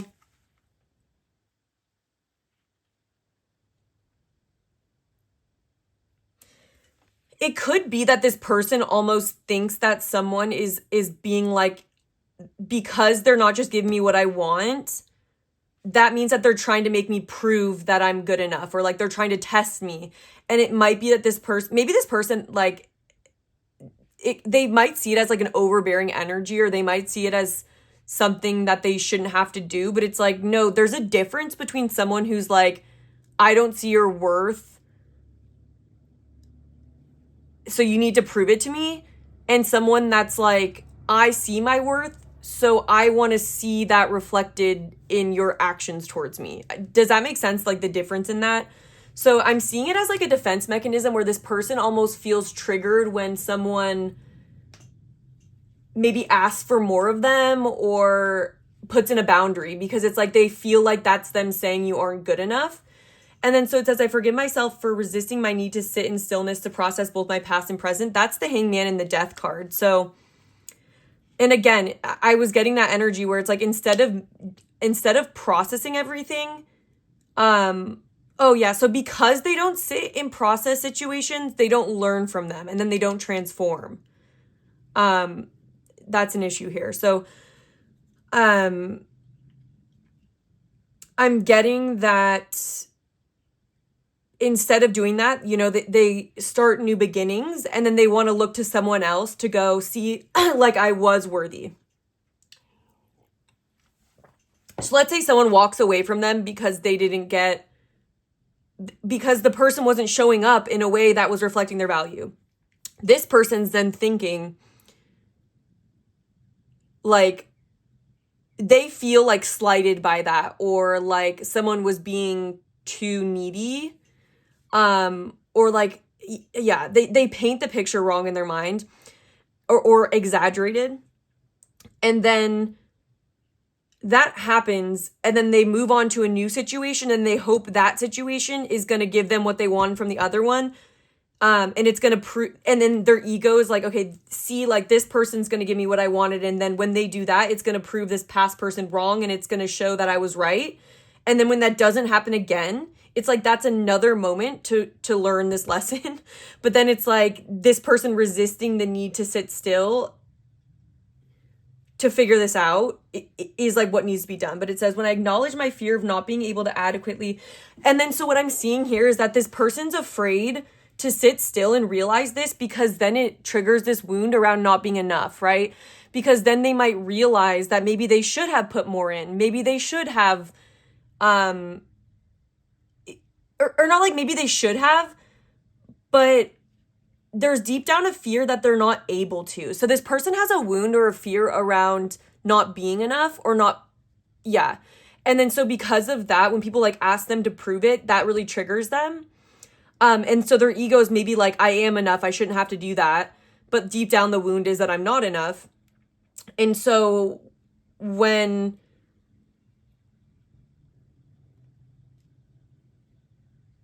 to adequately provide, there's a sense here of this person needs to realize that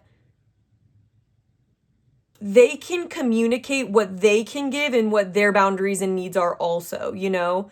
And so I feel like this person's maybe not realizing that they might think that a person who starts like testing them or like demanding things, like they might see it that way. And so then they might shut down that because they're like, they're going to bleed me dry. Like I don't have enough to give to them. Like what if they ask for everything then? And then I feel like they almost feel like they're going to be drained dry. And so then their defense mechanism to that is going like, you're too much.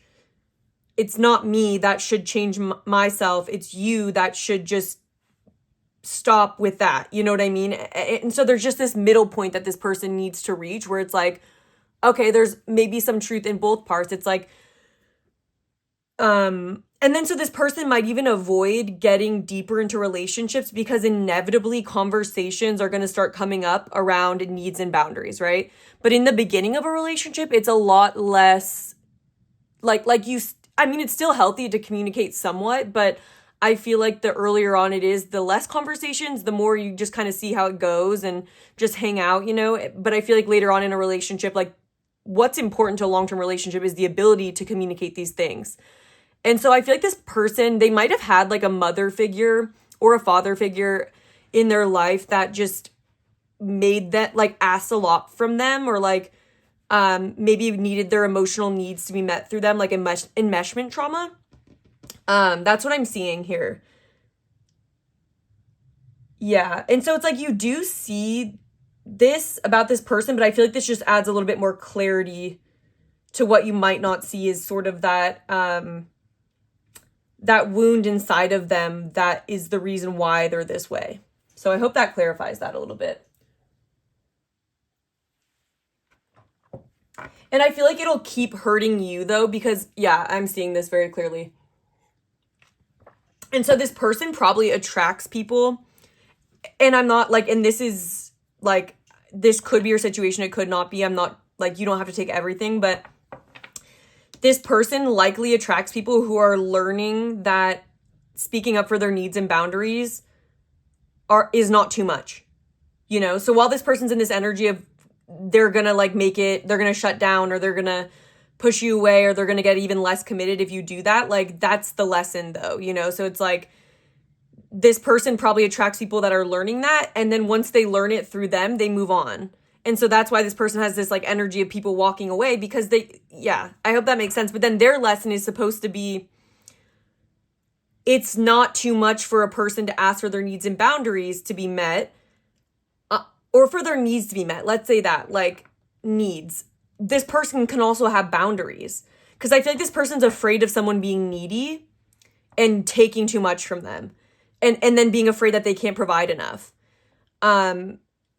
but it's like this person needs to know that they're allowed to have boundaries. So this person's almost afraid to give from the get-go, like to be intentional with their energy, to give. That's a masculine energy, to build with someone, because they're in this energy of, I'm going to be depleted dry. And it's like, no, you won't be depleted dry, because you're also allowed to have boundaries, and your person can give to you too. Like, that's a relationship. It's not this situation where one person just gives, one person receives. And they might be viewing relationships where it's like, they could just have that vision in their mind of like, I'm seeing sort of like a gold digger or something, or like and they might even attract people that are like that. That's really interesting. Wow. Yeah, that's an interesting thought. But anyways, let's keep going. I hope this is making sense for you guys. What's hidden about pile number two's person's intentions towards them? We have Ace of Swords. We have Queen of Pentacles. All right, we have the Knight of Wands in reverse, and then we have the Magician. Interesting.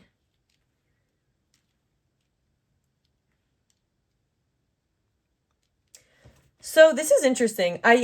So the Five of Pentacles. This person could feel left out from your energy, or kind of in this energy of lack.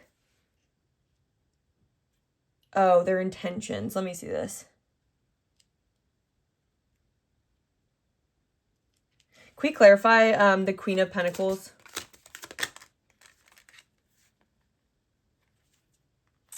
Okay, so I'm kind of getting an energy here where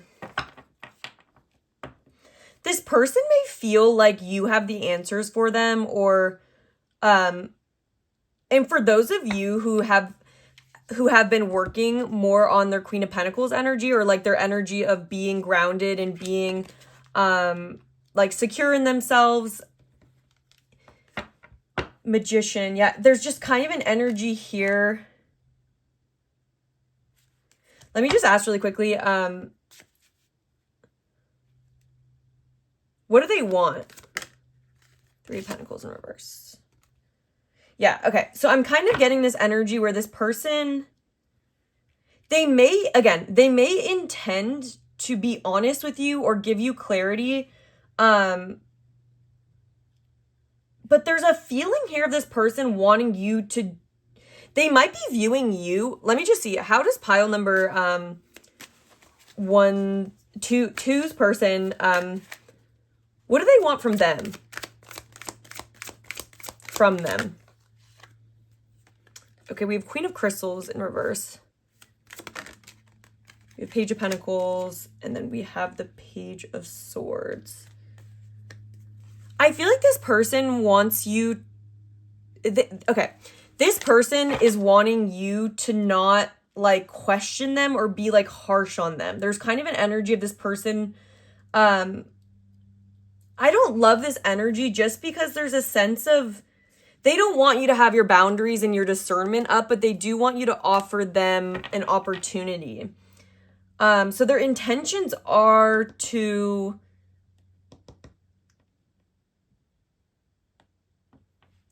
Okay, again, there's such a strong vibe here of this person.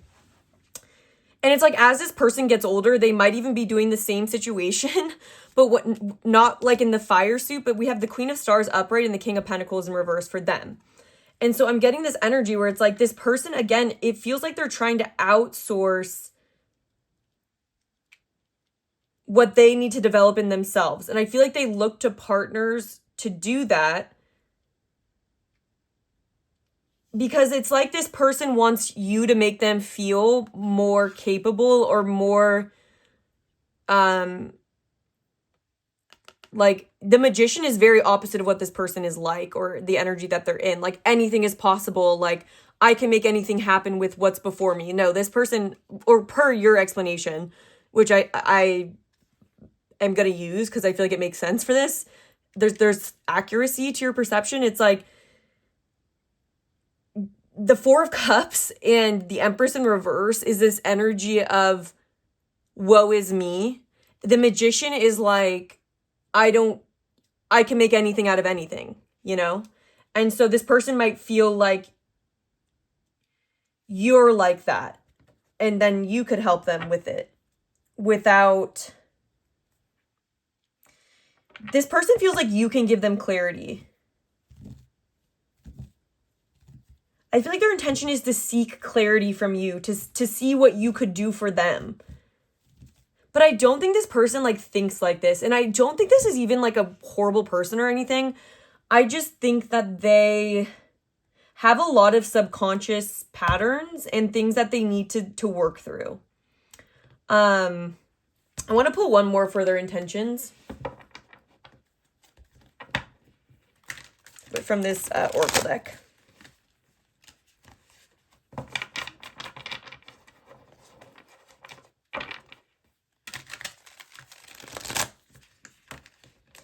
There's even an energy of like maybe their intention is to get clarity from you around what you want. And then they kind of want to, but with the Knight of Wands in reverse, it just feels like they want to know what you want. And then they want to go off of that. I think this person does want you in their life, but okay, what's the energy here around their intentions? Okay, I forgive myself for attempting to escape the way I really feel about what's happening. I choose to believe that every emotion serves a loving purpose, and when I flow through each in surrender, I will arrive at the experience I prefer. Comfort seeker, the addict. Yeah, again, this was coming through in this, that it's like this person wants to find an escape, and so you've been correct in that. They're looking for comfort and freedom from the emotions that they're going through. They're looking for stability and happiness in you to escape how they're feeling. Yeah, and it says, it's now safe to acknowledge the hurt and disappointment I've experienced through the perceived judgments of others. I choose to remember that my magic is not for everyone, and when I accept my innate wholeness, despite what others may think or say, I may discover the people and places most suitable for me.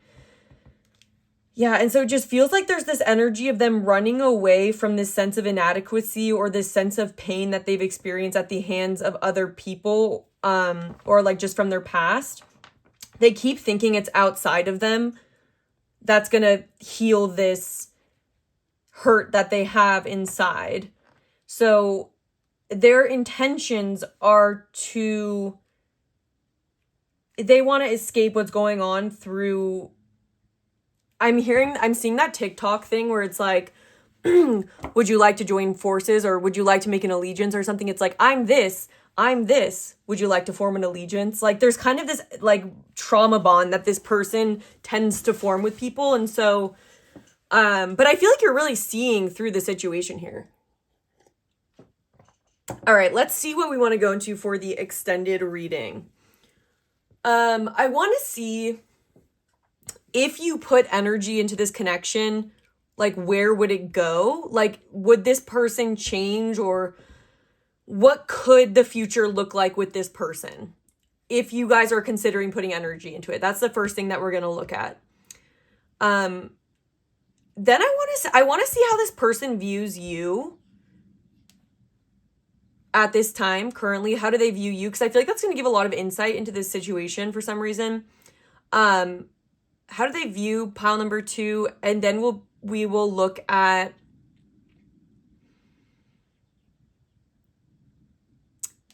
what their higher self would say to you, and then we'll finish it off with guidance. So if you guys want to check that out, I will have it linked down below in the right above the timestamps in the description box. Other than that, again, if you guys want me to channel more specifically, hitting the like button, leaving a comment, subscribing are all ways that I'm better able to connect to your guys' energy. But thank you so much for being here and spending your time with me. I really appreciate it, and I hope to connect with you again sometime soon. Hello, pile number 3, if you chose the Affirmations Tarot with this Angel Aura Crystal Point. This is going to be a reading where we're looking at what is hidden to you currently about your person. And we're going to be looking at 3 different categories. So before I get into that, we're going to be doing the first part of the reading on the left side. We're going to be looking at what you do see about this person, overall, what you see about this person's energy towards you and their intentions towards you. And then on the right side, we're going to be clarifying or revealing anything that is currently hidden about this person overall, about this person's energy towards you and their intentions for you in the connection.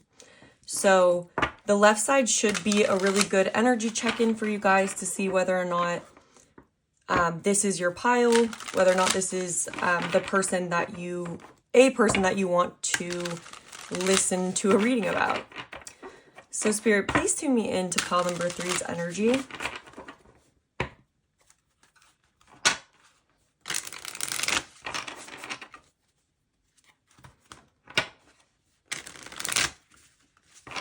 Please tune me into the connection that is most relevant to pile number 3's current situation. Please help pile number 3 know that this is their pile, that they have picked the right pile for them. That's going to bring them the most clarity.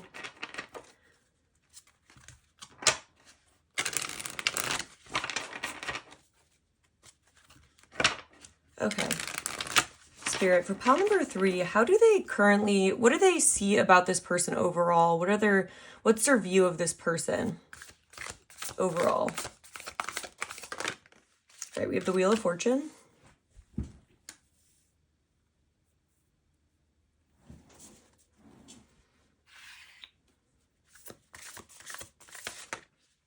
We have the Emperor. I'm hearing like a song, but I don't know the name of it. It's like,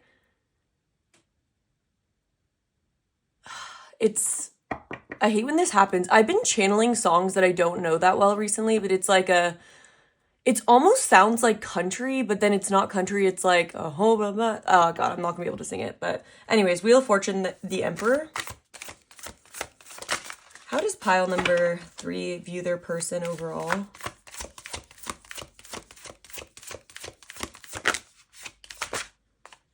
We have the 8 of Pentacles in reverse. Okay. This is interesting. I'm getting kind of like I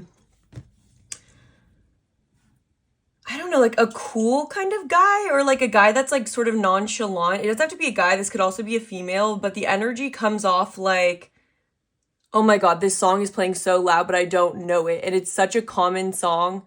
Oh, I'm gonna dun dun dun dun dun dun dun dun. I'm gonna ride till I can't no more. What is that song? Oh my God. I don't even know if I could draw that much meaning from it, but this is like the vibe of the person. I'm just gonna look it up. I'm gonna ride till I can't no more. Old Town Road. Lil Nas X. Let me just see if there's anything that comes through. It says, ride on your horse, you can whip your Porsche, blah, blah, blah. Can't nobody tell me nothing. You can't tell me nothing. My life is a movie. Oh God, bull riding and boobies. Oof. Okay, see, cowboy hat from Gucci. So like there's, oh God, Wrangler on my booty. Sorry guys, I just wanted to get the vibe of this song. So like that's what I'm getting though, is like kind of like a, like I don't want to put my own perception on it,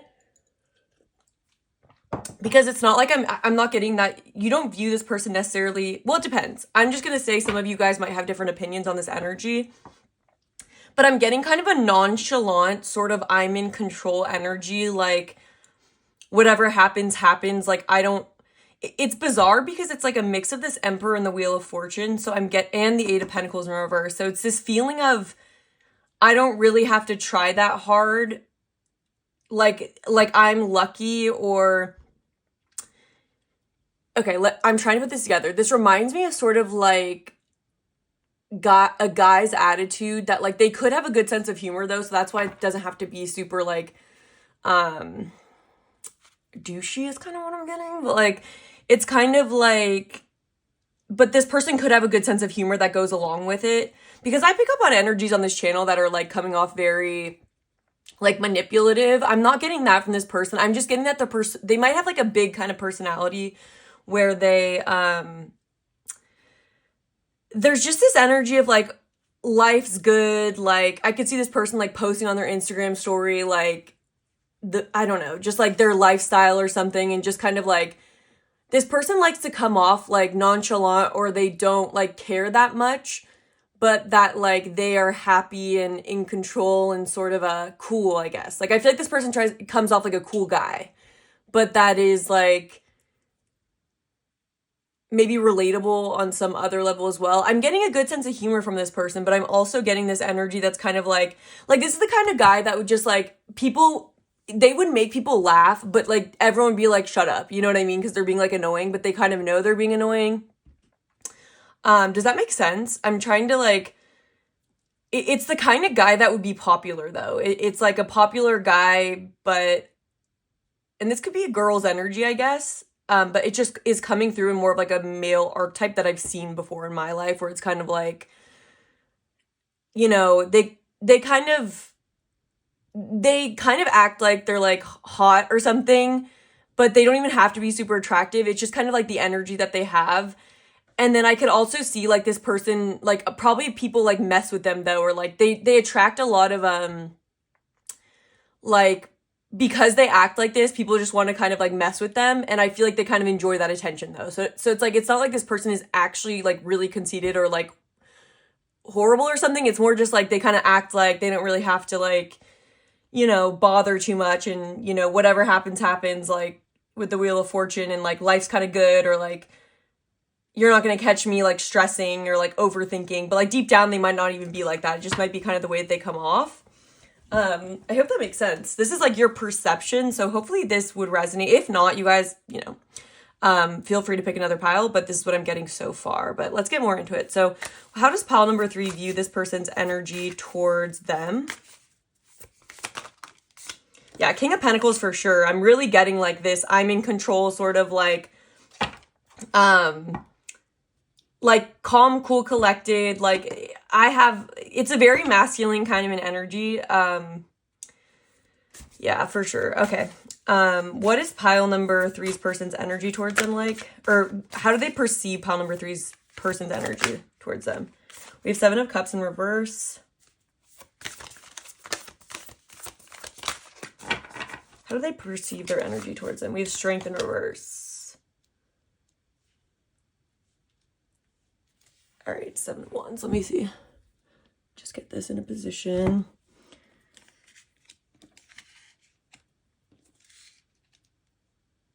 Again, this person feels like they come off like sort of nonchalant towards you. Like, and with the Strength in reverse card, I am getting like someone like almost like puffing up their chest or trying to act unbothered or act like they don't care that much, or like, sorry, there's dogs barking, but deep down, I feel like you pick up on maybe that this person is a little bit like maybe afraid, like they may, although they act like kind of like tough or something, you sense some like insecurity in this person, or some sense of like being a little bit afraid maybe to maybe handle matters directly with you. Like you may feel like this person's like a little bit wishy-washy towards you specifically, and it's like you might feel like this person won't really give you like a clear intention from them. We'll look at what your intentions are, but there's kind of an energy of like, I'm not too focused on any one thing. Like they may kind of make it seem like they have like options or something. But with the King of Pentacles, it's like I'm getting this more as like their outer ego, like being like, I'm in control, I have everything I need, but then like deep down, you kind of feel like this person, there are some insecurities that they have, and like you might even pull out some of their insecurities in some capacity. So I'm getting this energy where you feel like this person kind of has to have this like ego guard up towards you. And it could even be, especially if some of you guys are intuitive, that you like see past this person's outer shell, and like that might be something that they're not. This person comes off like they're maybe a little bit afraid to go deep with someone, and it feels like a lot of this like outer personality is sort of a shell to protect an inner vulnerability that this person has. Yeah, why is the 7 of Cups here? Oh, okay, so it's like you feel like this person sort of hides this sense of like maybe not being super confident, or maybe being a little bit afraid to be direct or be vulnerable with you. It's almost like they hide it behind like a sense of, I don't like commit, or like I don't like to be too, you feel like this person can be evasive towards you, or like maybe not just like clear or like wishy-washy, and like you feel like it's because they use that as a way to not have to face some kind of a fear that they might have when it comes to relationships or dynamics with people. I hope that makes sense. And so like, for example, like let's say, and this doesn't have to be your situation, I'm just trying to give an example of it. Like, let's say that you like asked this person what they were doing over the weekend, or like asked this person to hang out. They might kind of be like, okay, sure, like, or like, yeah, maybe sometime, or something like that. Like maybe sometime. And then like kind of maybe pivot the conversation, but like keep talking to you. So it's like they have interest in you or something like that. But then they're not being like, maybe they're not super confident, or like I don't know exactly why it is yet, but it's just kind of this energy of maybe they're not as confident in going on like a one-on-one date, or like for whatever reason they're not really as open to that, but then they don't really want to be vulnerable about why that is, so they'll kind of be like wishy-washy. But then on the surface it's like, yeah, like we could go on a date if I wanted to, you know what I mean? But it's kind of like, okay, then why, like what's your hesitation? There is a feeling of sort of like an ego on this person that's pretty obvious. It's just a very masculine energy. Yeah, okay. Let's see. What does pile number 3 think this person's intentions are towards them?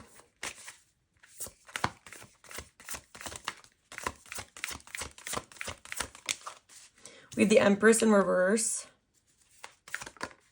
We have Temperance.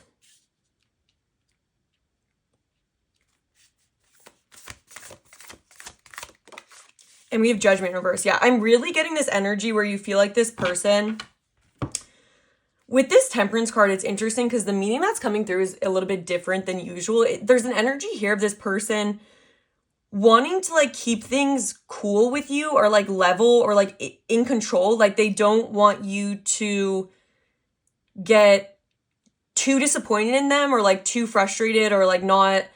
They want to almost keep you under control in a sense where you're not, they want to keep you in this medium area where it's like, okay, like we're not going to get super excited and intimate, but I also don't want you to feel, I don't want you to like not talk to me, or like block me off because I'm making you too sad, right? So it's like, I don't want to make you too happy, and I don't want to make you too sad. With the Empress in reverse, there is this energy of like,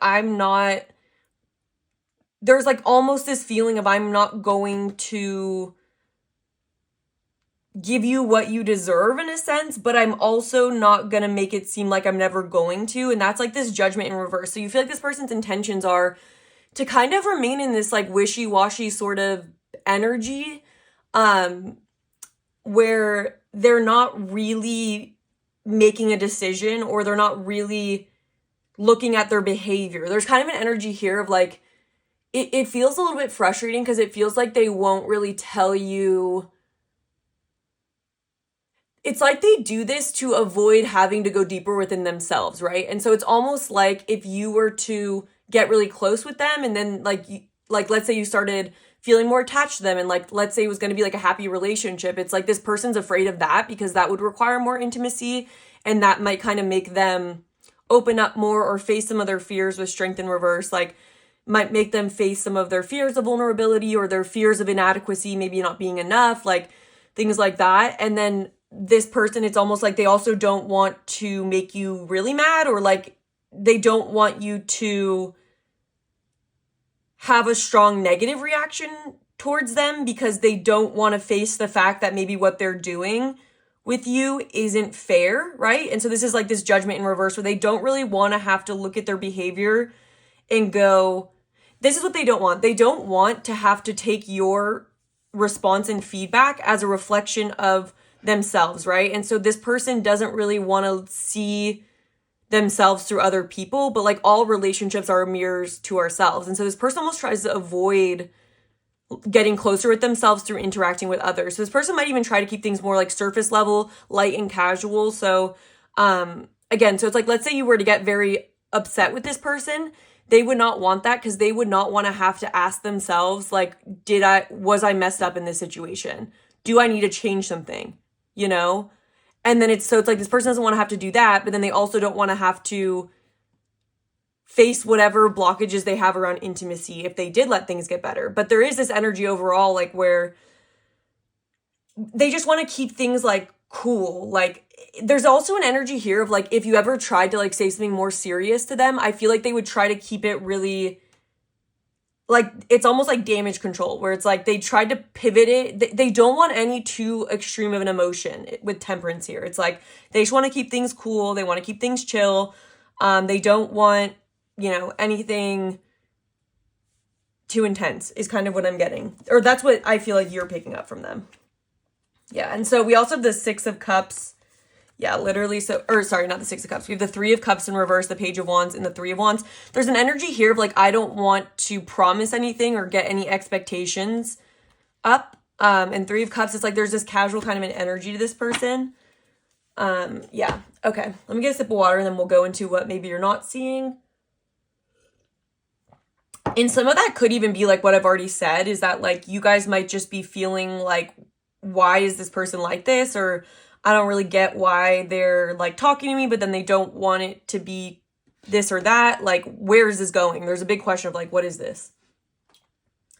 All right, let me get another deck for your person. All right, Spirit, please tune me into what would be most, what pile number 3 needs to see that is maybe not clear to them. What's hidden about this person currently?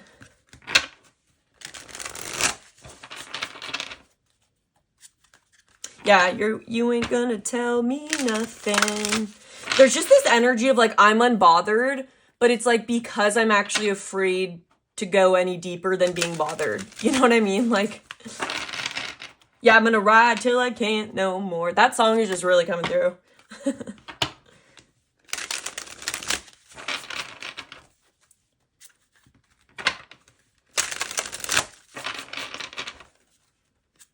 All right, Spirit, please tune me into pile number 3's person's energy. By the way, if this is resonating and you want future readings to be more specific to your situations, one of the best ways to do that is through energy transference, which would be liking this video, leaving a comment, subscribing. Those are all ways that you connect with me even more than just watching, because although it's digital, it still connects me better to your guys' situations, and it also supports my channel. So thank you to you guys that are doing that.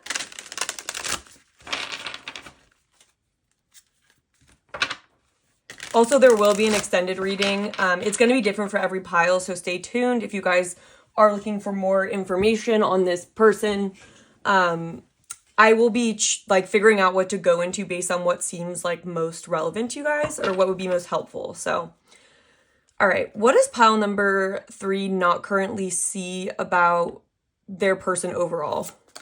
What is hidden about this person overall? All right, we have 3 of Pentacles in reverse.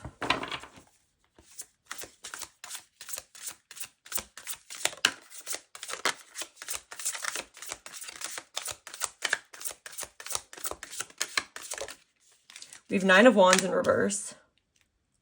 Yeah, and I'm not surprised to see the 9 of Wands in reverse. That's currently hidden about pile number 3's person. The Lovers in reverse, yeah. So there's a pretty strong message coming through here. Okay. So the first thing is that this person definitely has a past. So when it comes to relationships and collaborating with other people, when it comes to this person is not very good overall at, this person comes off like someone who has to be the leader or has to be the one in control, because they almost can't handle, they're not that good at collaboration and conflict resolution with others.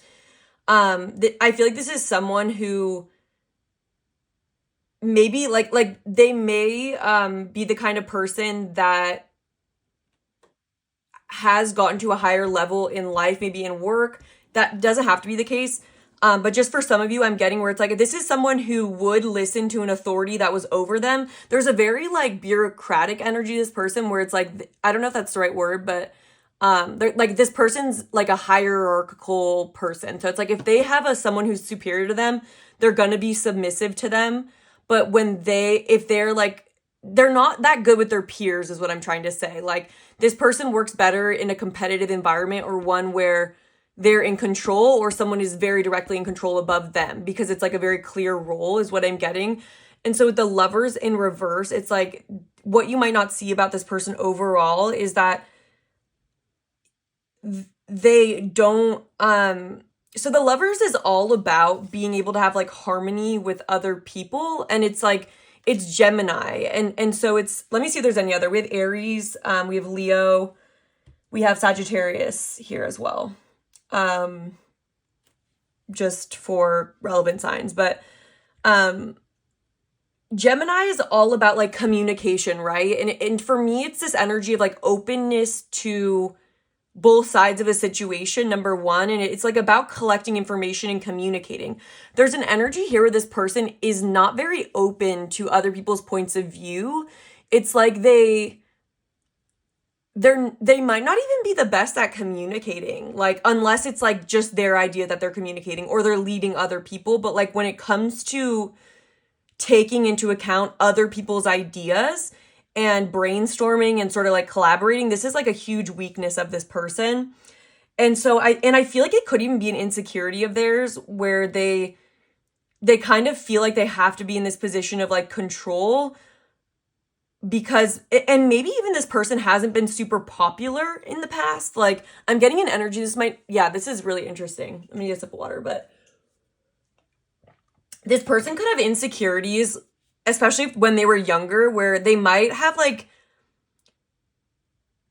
I'm just getting like the kid that like people didn't really like because they didn't have as good of like social skills.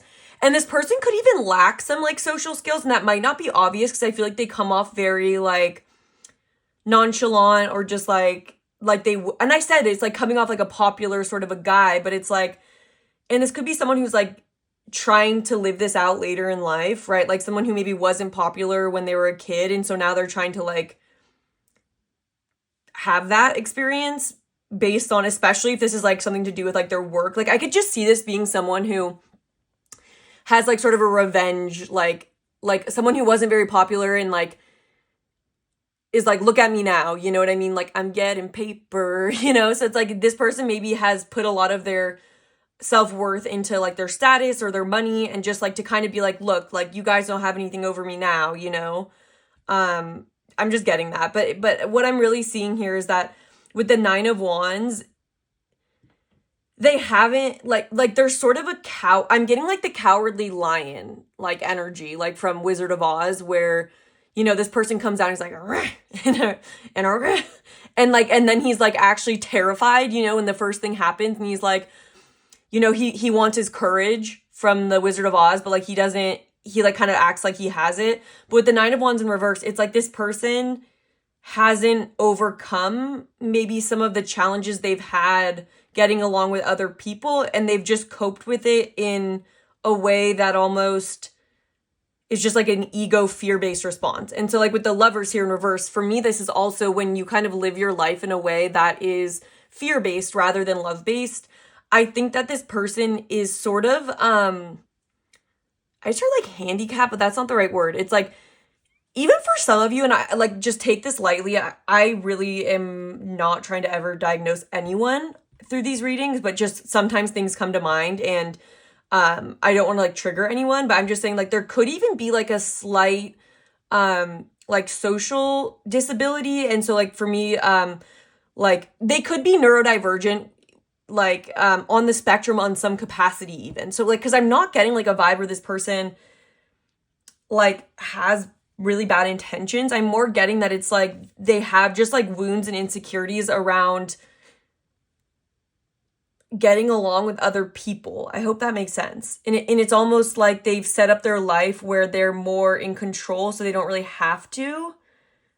But yeah, with the 9 of Wands in reverse, this is kind of an energy where like your past trials and things you've been through, I feel like this person has a lot of insecurities around how other people view them because of their childhood or something that's happened in high school even. They just feel like they have something to prove almost. And because of that insecurity, that's sort of what's maybe caused this level of nonchalant or like acting like they don't care what people think, but like they really actually do care is what I'm getting. So that's maybe hidden, what you might not see. But all right, what do we not see about, or what does pile number 3 not see about pile number 3's person's energy overall towards them?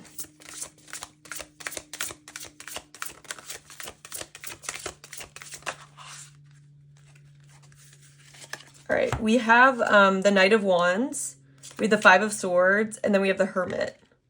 This is interesting. Yeah, I'm getting like Three of Cups also at the back of the deck here. This is super interesting. I'm getting this vibe where like this, and I can understand why you are maybe confused about their energy, because I feel like this person may sometimes like take action towards you and be like confident, but like deep down there's like a lot, again, like a lot of insecurities with the Five of Swords in reverse. For me, this is like being very afraid of it's like this person self-sabotages. So what you might not see is that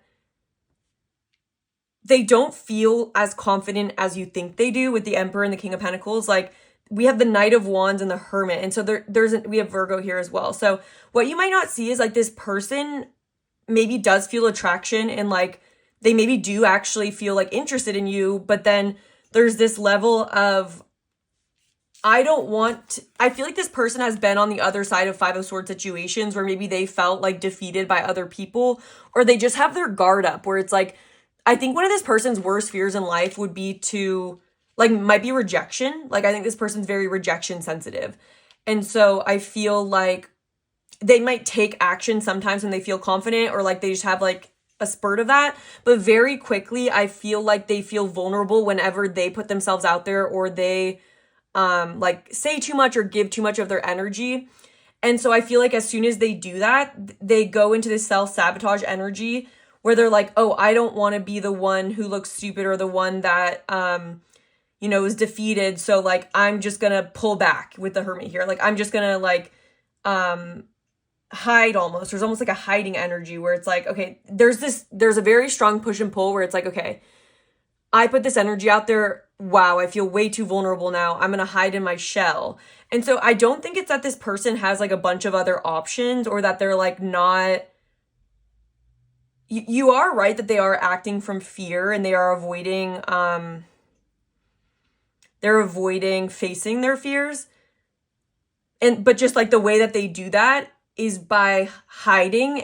And it's like, I'm just getting that like behind the curtain, this person is just like, if you could see what they're actually like on the inside, I feel like this person maybe even could be intimidating sometimes, or like, I don't know if you feel that way, but they could try to come off that way. But like behind the scenes, they're very, like, I'm just getting like something shriveling up and like not being very much like what it looks like on the outside. And it's like this person not wanting anyone to see that part of themselves. And so I think this person does really struggle to connect in a genuine way because they have just so many blockages and fears around rejection is really what I'm getting. And like their self-esteem is actually a lot lower than it comes off like. This could even be the kind of person who might want you to think that like they have options, or like they're not that interested kind of, but it's more that they are terrified of, they're like on the defense. This person very much is afraid of trusting other people.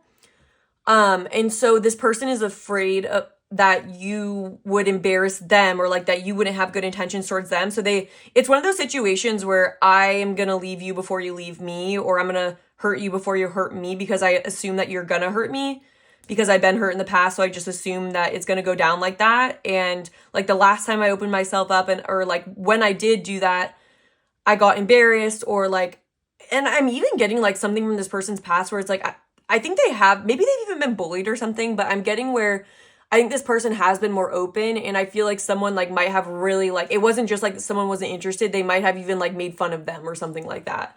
And so even though maybe this person's grown up now, there's just this sense of still being afraid of that. Yeah.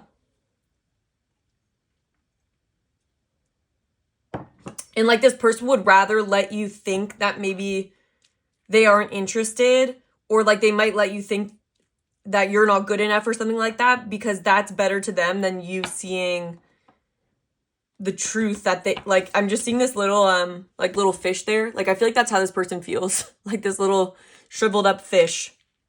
But they want to seem like this like lion or something. Yeah, again, the cowardly lion. All right.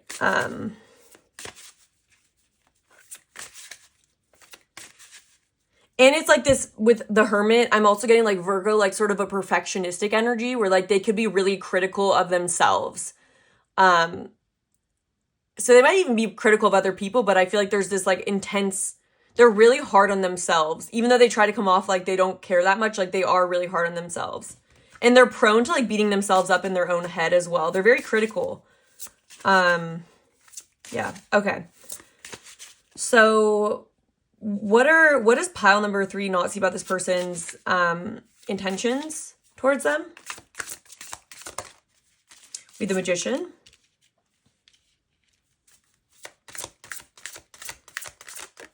Be the Knight of Swords.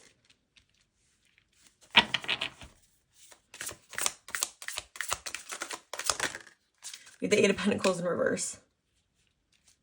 The Chariot. Yeah, so this person wants to pursue you. What you don't see, I'm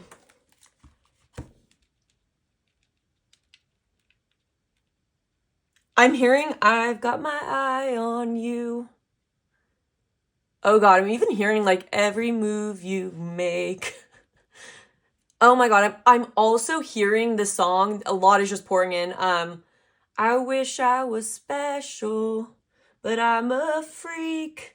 I'm a loser. What the hell am I doing here? Yeah, so that song's coming through. That's very good. Like that's spot on for this person's energy. Thank you, Spirit. Because there's just an energy here where even if this person has like grown into themselves, or like maybe they're not the same person that they were in the past, but this person still just feels like they just feel ugly or something, or they just feel unworthy. They feel like deep down, like people think that of them. And so even if they have like confidence, like this fake confidence kind of, it's like deep down, they really don't feel that way. But what you don't see is this person is like, I'm hearing, what's it called? They are strategizing. This person wants to pursue you. Like they want, but then with the Eight of Pentacles in reverse, it's like, how can I, but with it being the Magician, it's like not straightforward. It's like this person, instead of just like approaching you with the Knight of Swords and telling you very like specifically what they want and going straight after it, they want to do it in kind of like a tricky or a, not because they want to betray you. It's more that what you don't see is that they're looking at what they have, they're looking at the situation, and they try to like scheme ways to maybe talk to you or like pursue things with, they want to manifest something with you, like with the Chariot at the back of the deck. They want victory with you. They want something with you for sure, but there's just this energy of the Eight of Pentacles is, you might not see that they are very perfectionistic about it. Like the Eight of Pentacles in reverse for me can be this energy where you don't even take any action because you're so afraid of failing that like, and you like overthink everything. So it's like you don't even take the first step because you've overthought everything and you are afraid to make a mistake. That's this person's energy towards you, but they're very set on you, and I've got my eye on you. That's coming through. So, yeah, so I feel like the main thing that's hidden to you about this person is that they might try to come off like a, like a player, like someone who's just like can't be bothered, but they really are bothered. They care. They're just afraid of making a mistake. So if this person doesn't, like they might like hit on some insecurities within you because you're just like, okay, like why aren't they doing this? Or like, what do they think? You know what I mean? Because it's not clear. They're like not telling you. But what I'm really getting is that this person is getting in their own way. There's a lot of self-sabotaging, getting in their own way, and being like, they feel like they can't just be straightforward. They feel like they have to be like creative or like nifty with things, and they're like, okay, I have to do this in like the perfect way. Like, and I feel like when they say the perfect way, it's almost like in a way that doesn't make me feel vulnerable or put me at risk, you know? So it's like, I feel like this person is making it more complicated because they genuinely want to go about this in a way that gets them what they want with you, but doesn't put them in a position where like it's going to be embarrassing for them. So like, for example, this person could like think about texting you and saying like, okay, like this could be their goal. Like, let's say I want to go on a date with pile number 3. Obviously, if that was what someone wanted, they could just ask you out on a date. But for your person, this is just simply not the case for them. It's like, this is what goes on in their mind. It's like, okay, like, I guess I could just ask them, but like, oh no, I could not do that. Like, what if they say no? What if they think that's so weird? And then they overthink and they think about what could go wrong if they did that. And then,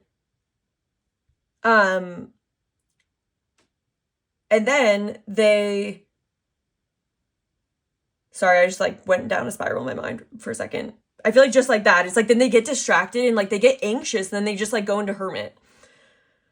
So then instead they might be like, okay, I'm just gonna like Snapchat pile number 3 and be like, what are you doing? And then like, it's like they want to beat around the bush, and then it's like, maybe they won't even send anything because they're like, oh no, I just like talked myself out of it. Or like, no, what if they think that's weird that I Snapchat them or something? It's just like this very like, they have insecurities around their likability and like how well they communicate with other people. And because they're like afraid of messing that up, they'd rather come off as like aloof or like more mysterious, because that way, because they almost just like are afraid of what's going to happen if they like just speak what they think because of their past. I hope that makes sense. Like they don't have very much confidence. Yeah, that's really what I'm getting. So this is a interesting pile. Yeah. I want to get a couple of these cards to see what if Spirit wants to add anything else to what like is hidden about this person's energy, or like to give you more clarity on why this person is the way they are. What would answer some of pile number 3's questions about this person and like why they're acting the way they're acting?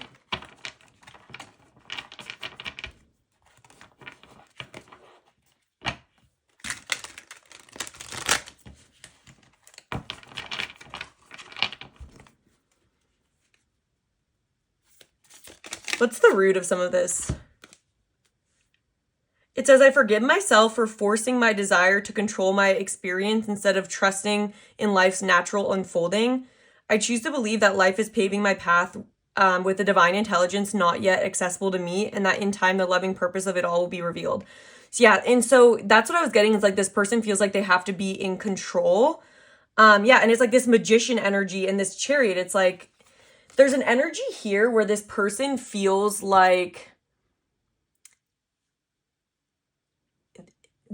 there's this energy of being so afraid of not getting what they want that they like get into over hyperdrive, like I have to ensure it. But it's like they almost get in their own way by feeling like they have to, forcing my desire to control my experience instead of trusting. It's like they have a hard time letting go and just experiencing, because there's this energy of like, it's like I want things to end up so much this way that I'm not even really in the moment. I'm trying to think of anything else. It's like, you know, when you have like too many expectations that you like almost miss the moment, or it's this energy of feeling like you get in the way of like natural chemistry and like natural unfolding when you're so fixated on how you need things to go. Like with the eight, it's like a perfectionist energy where it's like, almost like it's really stressful because it's like this person puts so much responsibility on themselves that like no one should be carrying. Like it's really stressful when we think we have to be in control of everything. We don't leave it up to the universe. And so it's interesting that this person comes off like someone with the Wheel of Fortune. This person is not someone who just goes with the flow. Like they're extremely calculated. And that gets in the way of like, because I feel like spirit sometimes sets us up for situations that we couldn't have predicted, or like spirit knows naturally like what is going to be a good dynamic or situation. And it's like, here's an example. Like, let's say we want to get like a guy to like us or something. And we have this hobby that we think is like really embarrassing. And like, let's say that, sorry, not really. I don't think it's embarrassing. Like a hobby that we feel embarrassed about. Like, so for example, let's say that we play Yu-Gi-Oh still, which would be really awesome. If anyone's doing that, that's really cool. Let's say that the person you like also really likes Yu-Gi-Oh and like they also like aren't super open about it. Like imagine if someone was walking by like a store, like let's say you were playing Yu-Gi-Oh with like a tournament or something at like some game store. And let's say like your crush walked by. Imagine like because you feel like this person has to see you in a certain light, or like let's say you're like not wearing makeup or something. It's like, imagine that chance encounter would be a huge spark to the relationship because they would think that's so cool. And like, but because you're like hyper fixated on like how things have to go or like what you want this person to think of you, that you sabotage it and then like you hide and then you miss that opportunity. Does that make sense? It's like this person's like that, where it's like they think that there's a very specific way that they have to go about things, or else it's like not going to get them what they want. But like that's not always the case, you know? All right, let's get a couple more for the root of this person's energy that might clarify things. Okay, it says, I forgive myself for shaming my inclination to fall into deep despair in the face of a challenge. I choose to believe that my most intense emotions contain crucial messages that, when received, allow for the alignment of my truest desires. So there's a lot coming through about this person's struggles with going after what they desire and feeling like, yeah, sorry, I'm like starting to get downloads faster than I can speak, but it's like a huge part of what you might not see about this person is they have wounds and sort of strange, or not, sorry, I don't want to say strange, but they have problems when it comes to getting what they want and the way they go about their desires. And so I feel like you are something that they desire. And so I feel like you might sense that, but the way they're going about it is really confusing you because there's a lot of wounds around it. So, but I'm seeing here, and that's what I was getting, is like this person might take an action towards you. And then like, let's say this person like asked you out, or even this, let's say they sent you a Snapchat and then you didn't respond for like 2 days.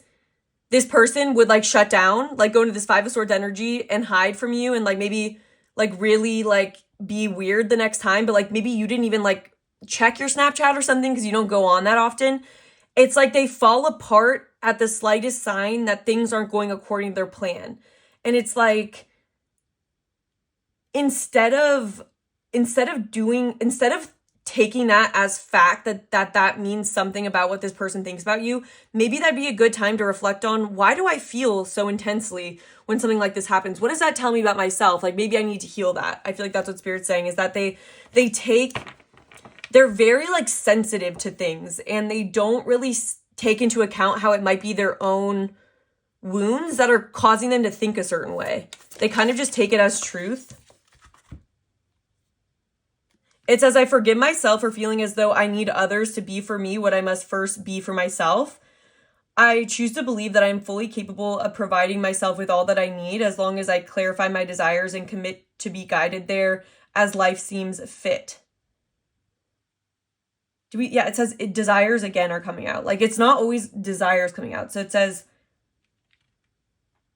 I'm capable of providing myself with all that I need as long as I clarify my desires. So what I'm getting here is like this person might feel like they might look to external situations, or they might even look to like relationships or like just interactions with like people they're interested in. They might feel like that person, they might like put a responsibility on you to like validate them or something.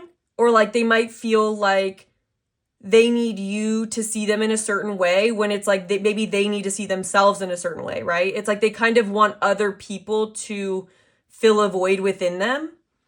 And I think this person can react in strange ways to things that other people maybe wouldn't, because they're not putting this pressure on you, or they're not expecting. There's a lot of expectation that this person has, and a lot of fear of things not going according to their expectation. And so it's like this person could almost like, not like punish you, but like respond in a negative way if you didn't show up in a way that they felt they needed you to, or like that they needed you to validate them, or they needed you to see them in a certain light.